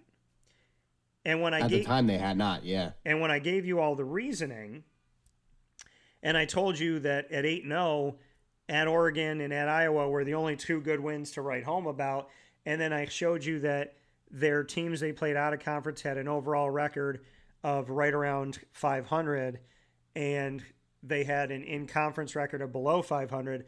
Then I showed you their Big Ten opponents with 4 weeks to go had an overall record of exactly 500, and they had a far below 500 record in the Big Ten with the last four teams they were playing a combined record of 1-17. So Indiana, to me, after they had gotten past Oregon and Iowa, it was like, you should win all these games.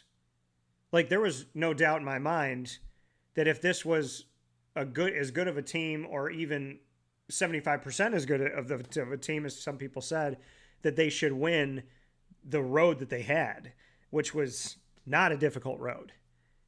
And I just said to my dad, I go, I need to see them beat a really good team. I need to see them like earn the right for me to say yes. And I respected the at Oregon, and that was the only one I respected. Then I went back and researched and looked at Iowa, and I was like, man, I like the Iowa game too. And Murph had liked it before. I liked it after I broke it all down at my kitchen table. I talked you into that one.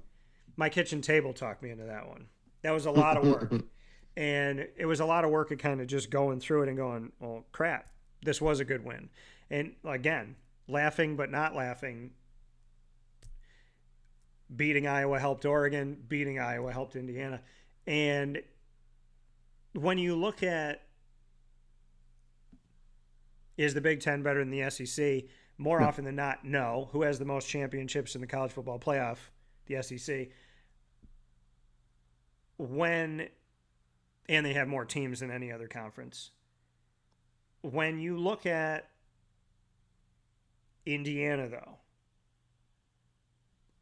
I'm not retracting my statement that they had an easy schedule, because they did.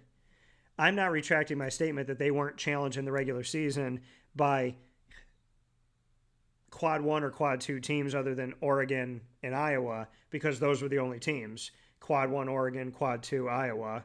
But I still am waiting for Oregon to show me something, because they don't have a giant signature win.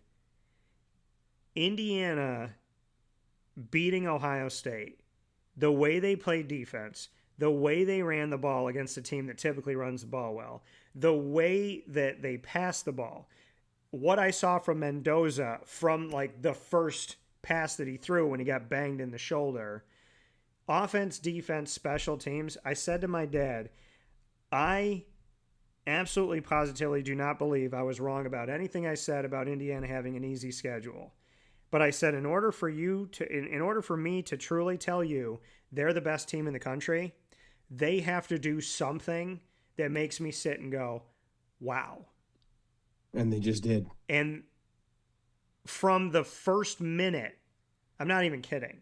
Like, from the first couple minutes, first play, second, like, watching them play Ohio State from the beginning of the game, the way Mendoza moves, the way he throws, what he did to pick apart that defense, what Indiana did to shut down those receivers and keep Jeremiah Smith and keep, Carnell Tate relatively quiet, and to keep the running game quiet. I mean, yes, they missed a field goal. Yes, Ryan Day probably should have went for the field goal and not ran it on 4th and 1. And then when he kicked the field goal the second time around on 4th and 1, both in the red zone, that didn't work out. Both of those things, you turn around and say, okay, that could have been a 3-point lead, and now we're talking about something else. But I wanted to see Mendoza show me against a high-quality team that he is that guy, and I wanted Indiana to show me against a high-quality team that they can make you say uncle. So I do not retract anything I said about Indiana's easy schedule, because the numbers state that if I never did. But I was waiting for them to show me a true quad 1, smack you in the mouth type of victory. And after how I saw they played Ohio State, I agree with Murph that they have a shot to win the national championship this year. This is not the same team as last year. Not even close. And, last year's team, we talked about this, just didn't – they had the easy schedule. They got walloped by Ohio State in the Big Ten championship. So we didn't really get to see what they were made of. And then they squeak into the field and get blown out in the first round. They bring in Mendoza from Cal, right? Yeah. There he was. They bring in Mendoza from Cal. Keep in mind, Cal had no respect last year. They were still a bowl team last year, but who was talking anything positive about Cal? And Mendoza had good numbers when he was there. Yeah. It was productive. It wasn't amazing, but productive. Yeah, good numbers. And, numbers-wise, he hasn't been outstanding this year. But he's done what he's needed to do to win football games. That's what matters, folks. Yeah. Lots of passing touchdowns, not a lot of yards. Yeah. They're also not a huge passing team. They run the ball a lot. They can run the ball. And they run the ball very well. Yeah. But Mendoza throws it when he needs to, and he can make a lot of plays. Yeah. This kid, to me, is going 1-1. I'd be shocked if he doesn't. I think he's better than Cam Ward. I'm just kind of going off of other, previous number one picks in recent years. I think he's better than Cam Ward. Who's going to take him? Your boys? I don't know. We're not going to have the number one pick. They're going to have to trade up for him. Although, if you look at a lot of games yesterday, the Saints won. Tyler Shuck looked incredible. Another guy I covered at Louisville. That man was like Browns, 35 years old and playing college football. Yeah. The Browns lost, but Shedeur Sanders looked great. By the way, Matt Essef in our Marywood League, he asked me what quarterback to pick up and who to play, and I had a good feel. Like, I trust my gut. My gut said Shedeur Sanders, and he just had like an NFL record-setting rookie quarterback game. 23 of 42, 364, 3 touchdowns and a pick. Yeah, so and a touchdown on the ground. So, Maddie, I hope it helped. And then Myles Garrett in that game, just so you know, got another sack. Does he have 700 now? That's 20. Got about 700. That's 20 for Myles Garrett. I think Myles Garrett has 700. He's got 3 games. 32 sacks. I'm sorry, no. He's got 4 more games to get 3 sacks. He's going to break the record, folks. Dude's incredible. So I don't know. I think he's better. He's better than Cam Ward. I don't think he's better than Caleb. I do think he's better than Bryce Young. 2022's draft class was awful. Yeah. He's probably better than Trevor Lawrence at this point. I don't know. I'd probably still pick Trevor Lawrence if gun to my head. But that one's kind of a toss-up. Obviously, he's not as good as Joe Burrow. Better than Kyler in 2019. Probably better than Baker. He would have gone number 1 in a lot of these drafts, just kind of based on what I've seen. He passes the eye test. That's kind of the thing that you look at in terms of an NFL quarterback. He's a big guy. He's got a good arm. So I'm intrigued. The Jets' second pick may end up being really good too, because that pick the Colts traded for Sauce, They lost again. They very well could lose out. Daniel Jones is now out for the year. He's torn Achilles. He's done. Feel horrible for the guy. I still like him from his time in New York with the Giants. Yeah. But it's a tough thing for him. Yeah. I covered him. They could easily lose out. It's so if they weird. lose out, that pick's probably in the top 15. It's so weird that I covered Daniel Jones at Duke. I covered Riley Leonard at Duke and Notre Dame, and before when he was trying to figure out where he was going to go. So they both played at Duke. They're both on the same team now, both on the Colts, both wearing jerseys that look almost identical to the jerseys they wore at Duke. Yeah. Wild. So it's like it messes with your brain. I'm like, yeah. I actually think they're going to play well because they're back in the uniforms that they played well in. And Daniel Jones has played very well. And then, Riley Leonard, that's my guy, man. He puts God first. He's wearing my grandfather's lucky number 13. I got no negative. I think Riley Leonard's going to go out there. I think he's going to have some fun. He's going to do some things nobody thinks he can do.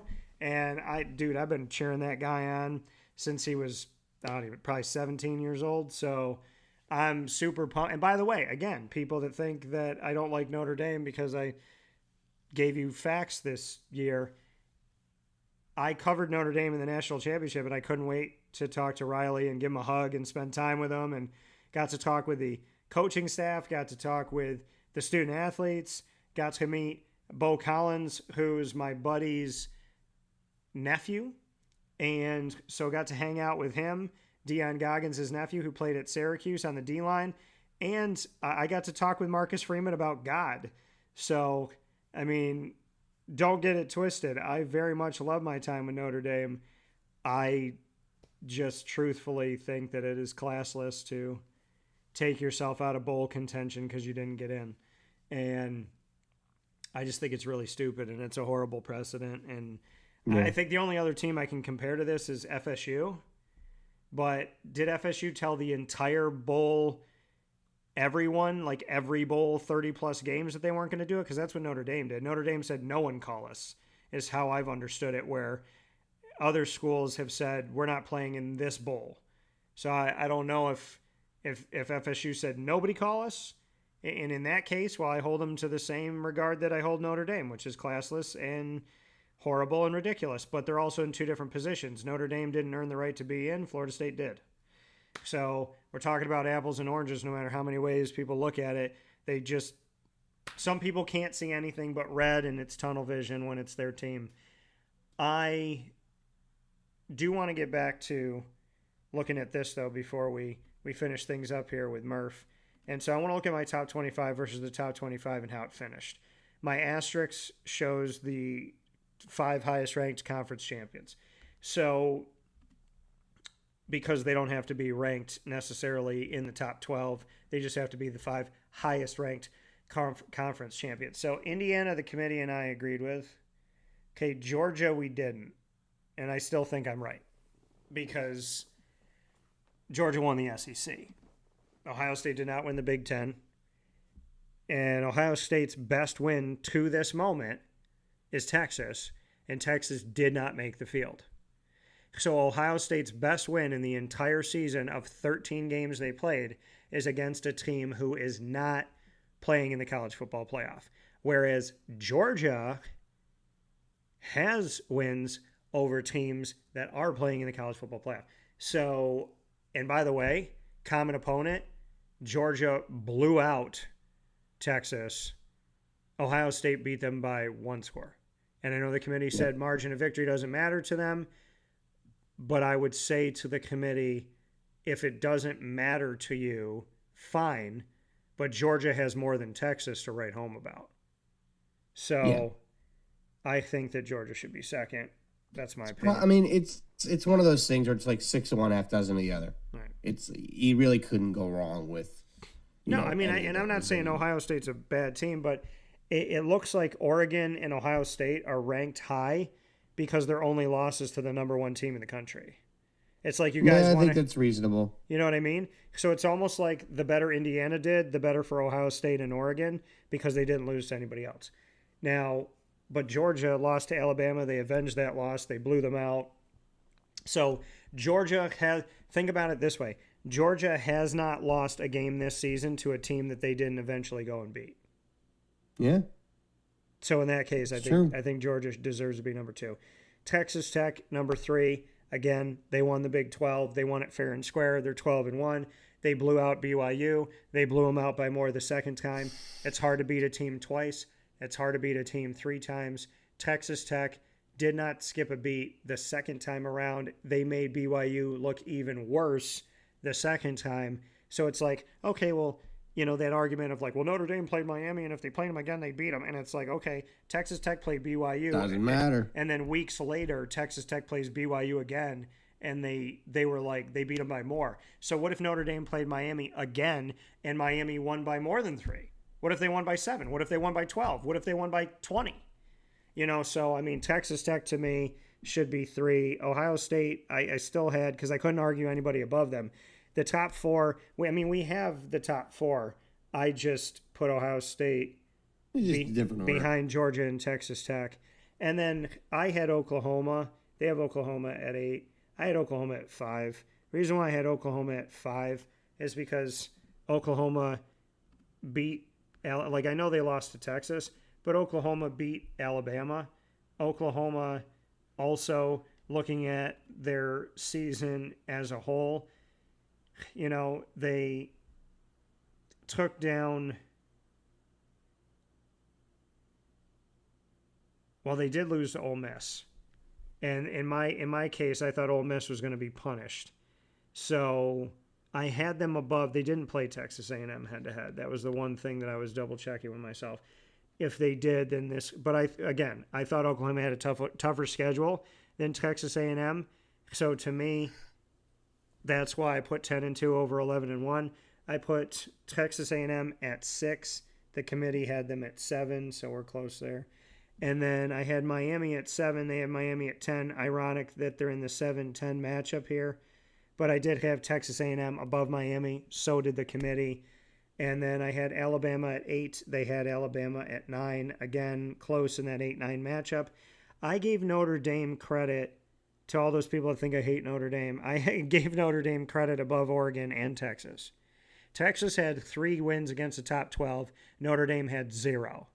But the thing that the committee stated within the last couple of weeks that they were still counting against Texas is that they lost to a bad Florida team. And so, Notre Dame loses to Miami and Texas A&M. Texas loses to Florida. Texas beats Texas A&M, but I think Texas had to have one less loss, and they didn't. I think if they're 10-2, then I would have been absolutely, completely baffled if a 10-2 Texas was not in over in Oregon when they beat a common opponent that they wouldn't be in over Notre Dame when they beat Texas A&M and Notre Dame didn't. So I would have put Texas above Notre Dame if they didn't have that loss to Florida, and I would have had them above Oregon as well. So I did give Notre Dame a shot to get in where Oregon would have been out. I had Texas above Ole Miss. Again, Texas had better wins in their schedule, but Ole Miss, I thought that they would go to that criteria, and I thought there was a chance they could punish them. Am I surprised that Oregon and Ole Miss are in? No. If you're wondering if I'm telling the truth, go back and check the tape, especially what I said about Oregon. And then, so really to me, the team that I would consider like the first team out behind Texas is not so much Notre Dame as it is Vanderbilt. If Vanderbilt was in the same case that Notre Dame was in. Vanderbilt, if they had won one of the 2 games they lost, they're in. Because they lost to Alabama and they lost to Texas. And I think if they beat either one of them, then you're saying, okay, if they beat Texas, they're 11-1, and Ohio State's 12-1. Ohio State's best win is Texas, so why the hell would you leave Vanderbilt out? BYU, to me, okay, they did some good things. They beat teams behind them in the standings, but they didn't beat the one team ahead of them. I thought the Big 12 was not as strong as maybe they were giving them credit for. I don't think they were as strong nationally. I think they had some good teams, but I think the Big 12 is getting better. I think there's signs of a positive future of having like 5 teams, maybe 6, maybe 5, probably 5. But I just couldn't put BYU into this thing. And then I think Texas should have been the first team out, then Notre Dame, then BYU. And I put Utah below BYU because they lost to them. So you look at Utah, they got Utah at 15. I had Utah at 15. They had USC at 16. I don't know what type of drugs were in here or what was pumping through the vents, but there's no way that USC is a top 16 team in the country. I put Tulane at 16. They put Tulane at 20. Again, it doesn't matter as long as you're in the top 5 highest ranked conference champions. I put Virginia at 17. They put Virginia at 19, so not too far off. North Texas, I didn't know where to put them. But 11-2, I had them above Houston and Arizona. I probably could have messed around with these, but again, Houston didn't play for a championship game, North Texas did. Arizona didn't play for a championship game, North Texas did. North Texas had a good season. Arizona came on late. Both Houston and Arizona have 3 losses, so that's my argument there. James Madison, they put at 24. I put James Madison at 21 because the 21 through 25 was outside of Navy, like USC, kind of reluctantly 22 here for them because I couldn't argue anybody else in. Iowa at 8-4 because, like I said, if you're going to give these teams credit for beating Iowa and you're going to glorify their win over Iowa, then you have to give Iowa respect in your final polls. I put them at 23, and what did the committee do, Murph? They put them at 23. I don't know why Georgia Tech is in this thing. They completely fell off. They had 3 losses. They looked bad. They lost to Pitt. So I would not have put them in here. They didn't put Navy in, which to me is stupid. Navy is 9-2, and Navy almost played for a championship. And then I put in Duke because I thought to myself, I'm not going to put in Georgia Tech. They didn't play for the championship game. And I'm not going to put in Michigan because they didn't do anything. So I put in Duke because, to kind of just state, hey, you made it in the top 25 as the sixth best conference. So that was my argument there, Murph. Any questions, thoughts? No, I think you made a lot of really good points with that. I like throwing Duke in there at 25. I mean, they still won the ACC. Yeah. Did they have a good season? No, but they ended up winning their conference. It's not an easy thing to do. Yeah, they got in based off of a technicality, but they avenged a blowout loss to Virginia, and they beat them. Yeah. I think the score was not indicative of how that game went. Obviously, the game went to overtime. They won in overtime. That was not indicative of how that game went. No. Duke handled them. 100%. 100%. Virginia looked like they didn't belong on the same field that day. Virginia and Georgia Tech completely fell off. I would have loved to see. It's like they forgot how to play football. Yeah, I would have loved to see SMU if they had beaten Cal. What this ACC title game would have looked like, and if SMU and Miami both would have made it, or how they would have addressed this.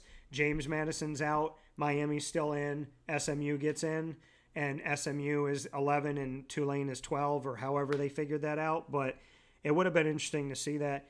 I mean, Virginia, I voted Tony Bennett to be coach, or Tony Elliott, pardon me. I voted Tony Bennett was the one at Virginia basketball. I vote also a great singer, God bless him, and may he rest in peace.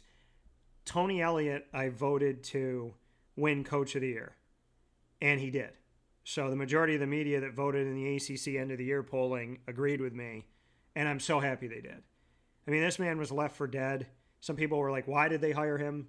Then it was, you kind of felt like within the last 3 years, are they going to fire him? Then last year, are they going to fire him? Then this year, are they going to fire him? And he brings them to the top seed, number one team out of 17 ACC schools. He absolutely earned the right to be Coach of the Year, and I'm super, super, super happy for him. And at the same time, it's a shame that SMU ended the way that they ended. And keep in mind, they beat Miami. It's also a shame that, like you said earlier, the ACC's tiebreakers, when 3 or more teams are tied, and in this case there was 5. There was a guy that wrote into the show on Facebook at WakeUpCall DT, and he gave an amazing breakdown of it, because I was reading through it and I still didn't understand it. I put it out there before it even happened. I shared it with everybody. I let people see it. I read through it. I didn't understand it. The people I was talking to didn't understand it. He broke it down. It was the first tiebreaker didn't work, which was head-to-head, because they all didn't play each other. Then because they all have to play each other. Then the second tiebreaker, then the third. It was like the fourth, and the fourth was like the overall wins of your opponents. So I don't even know if it mattered if Duke beat them or not. And Duke's opponents in the ACC had 32 wins and Miami had 28. So, like, the thing that decided Duke getting in didn't necessarily have to do with Duke winning anything, which was wild. Made no sense. It was wild. Made absolutely no sense. Because keep in mind, SMU lost to Cal, but they were still 6-2. Miami was 6-2. Duke was 6-2. Georgia Tech was 6-2. Georgia Tech beat Duke head-to-head. And so, I mean, it was just a very strange... Like, the fact that Miami and SMU, either one of them or both of them, didn't play in this thing. I mean, keep in mind, Virginia was 7-1, so they were going to get there. Everybody else was 6-2 of the ones we're talking about. But the fact that it wasn't SMU or Miami did a disservice to the ACC. And it ultimately, didn't put their champion. I didn't think there was any way that they were going to get in. And Manny Diaz said, like, basically, when you look at James Madison, who the hell have they played? Like, we play Power 4 teams. They don't. And, I mean, the rule is 5 highest ranked conference champions, and Duke wasn't ranked. So, I mean, you're not going to take Duke from being unranked wherever the hell they were, 40. I mean, the college football playoff only goes to 25. But wherever the hell Duke was, there was no way that you're going to take them from out of the rankings and put them above North Texas, Tulane, and James Madison for beating Virginia. But No. think about it like this. Virginia lost to Duke. And Virginia was ranked in the final college football playoff rankings, and Duke wasn't. Yeah. It's, give Duke credit. They won that game. They won that game convincingly. And I think they kind of were responsible for all of this chaos, and I think it's kind of fun. But we are going to see at least one blowout, possibly two, based on what I'm thinking that we see right now. I do still think the Tulane game will be closer. I know you picking them to win. I hope they do, but ultimately right now, I think the committee got it right. Yeah. BYU is the only team that gets punished for losing their conference championship game, but realistically, they weren't in the field anyway. They were 11, so they weren't going to be getting in either way, even if they played a close game. If they stayed put at 11, they were still out. Yeah. If they would have done the same thing with Alabama, because basically Alabama just didn't move. They stayed put. So they stayed put, and it made all the sense in the world for them to not move. And, I get moving BYU down a little bit. I think they moved them down one spot, essentially, which is nothing. But ultimately, it's going to be a lot of fun. And, I'm kind of sad that the season's almost over, because I love our college football talks, and I think we do great. I think we do good work with it on there, and I think it's fun. But then MLB winter meetings are this week. We got hot stove news that we're gonna have to talk about. NFL playoffs that we're gonna have to talk about. Yeah. Winter Olympics coming up real soon. We're gonna have to talk about the new segment on our show that's gonna be a therapy session for Notre Dame fans. Yep. We're going to talk about how you play nice and you use your words, but you use kind words, and we look at how words can hurt, and we figure about how to utilize our feelings and how to address our feelings in a healthy and manageable way.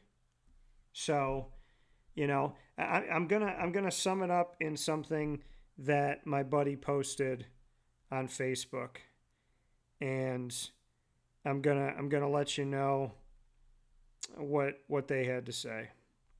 This is how I would sum up exactly what I said that I already read. He said, "Sitting here wondering what Notre Dame pulling out of their bowl game reminds me of.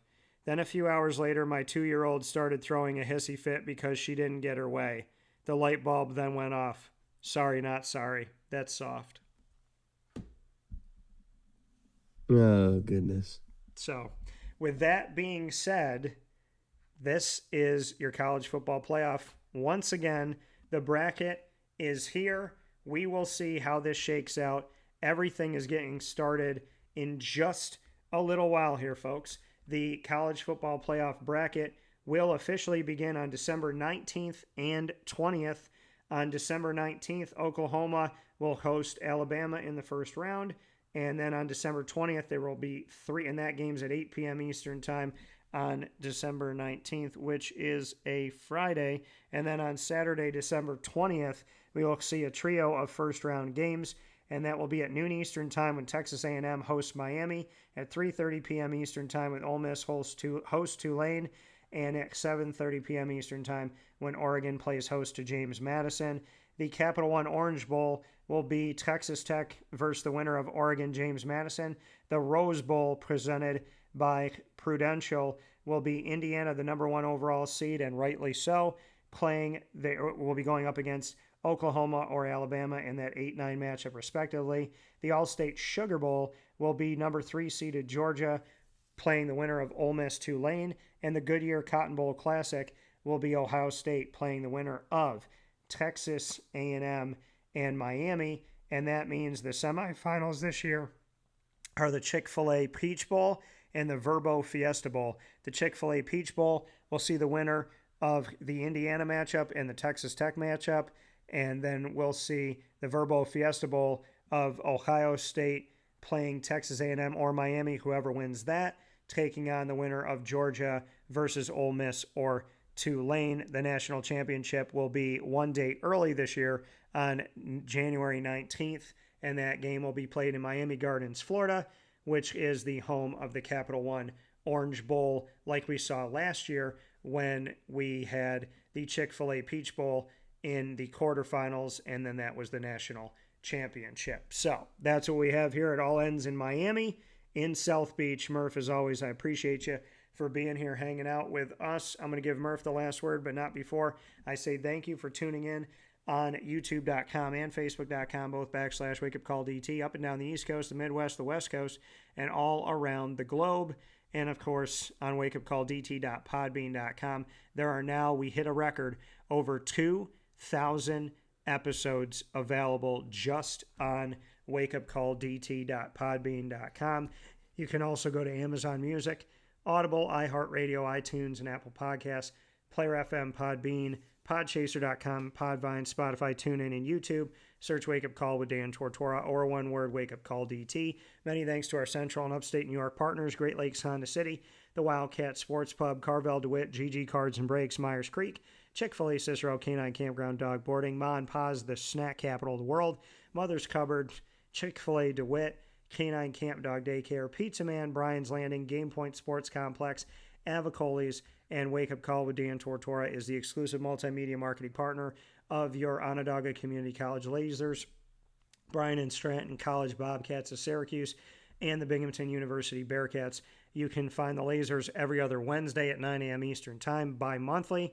You can find the Bearcats every Tuesday at 10 a.m. Eastern Time. You can find the Bobcats every month. Go to youtube.com/WakeUpCallDT. Click subscribe. Hit the notification bell. Find the OCC playlist for the Lasers, the BSC Syracuse playlist for the Bobcats, the Binghamton playlist for the Bearcats. They're also on WakeUpCallDT.com's homepage and underneath the exclusive partners tab. For more information on your Lasers, go to OnondagaLasers.com. For your Bobcats, go to Syracuse.bscbobcats.com. And for your Bearcats, go to BinghamtonBearcats.com. I also mentioned that the American Conference had an opportunity when people say they're not that good. They have 14 schools. I said weeks ago, Murph, weeks ago, I think there was at least 3 weeks left. I said they could send 10 or 11 teams at the time. Mathematically, they could send 10 or 11 teams of their 14 to a bowl game. Well, guess what? The American Conference this season has sent a record 9 of their 14 schools to the postseason. Congratulations to the American and to Tulane for making the college football playoff. Murph, you got the last word. What do you got? Well, as a lot of you know, with the card stuff, we got the Philly show going on this weekend. I'll be there buying, selling, and trading all weekend long. It's going to be a lot of fun as always. Next week, I get to do something really fun and fly all the way across the country to Carlsbad, California, where I will have the opportunity to go to the Kingdom, which is TaylorMade's headquarters, doing a lot of training with some of the best club fitters in the world, learning about our new product, learning about, different ways of fitting that maybe we don't think about, and kind of refreshing how we fit and the fitting process and everything. So really looking forward to that. Don't know if I'm going to be able to be on next week because my flight is at 9:30 in the morning on Monday. So, if I can, I apologize, folks. But either way, if it doesn't happen next week, I am very much looking forward to our last one before Christmas. And I'm looking forward to the college football playoff, man. It's going to be a lot of fun. Yeah, it's going to be exciting. It's going to be really awesome. I cannot wait to share this time with Murph as always. And Murph, I appreciate you. Thanks for being here with us. God bless to you all. No stress. Do your best. Don't you ever listen to a voice that doesn't come from the Almighty himself. God is the only voice that matters. We appreciate you. Have a beautiful day. Stay safe. From the Great Lakes Honda City Studios, this is Wake Up Call. For Murph, I'm DT. We appreciate you. We send you love.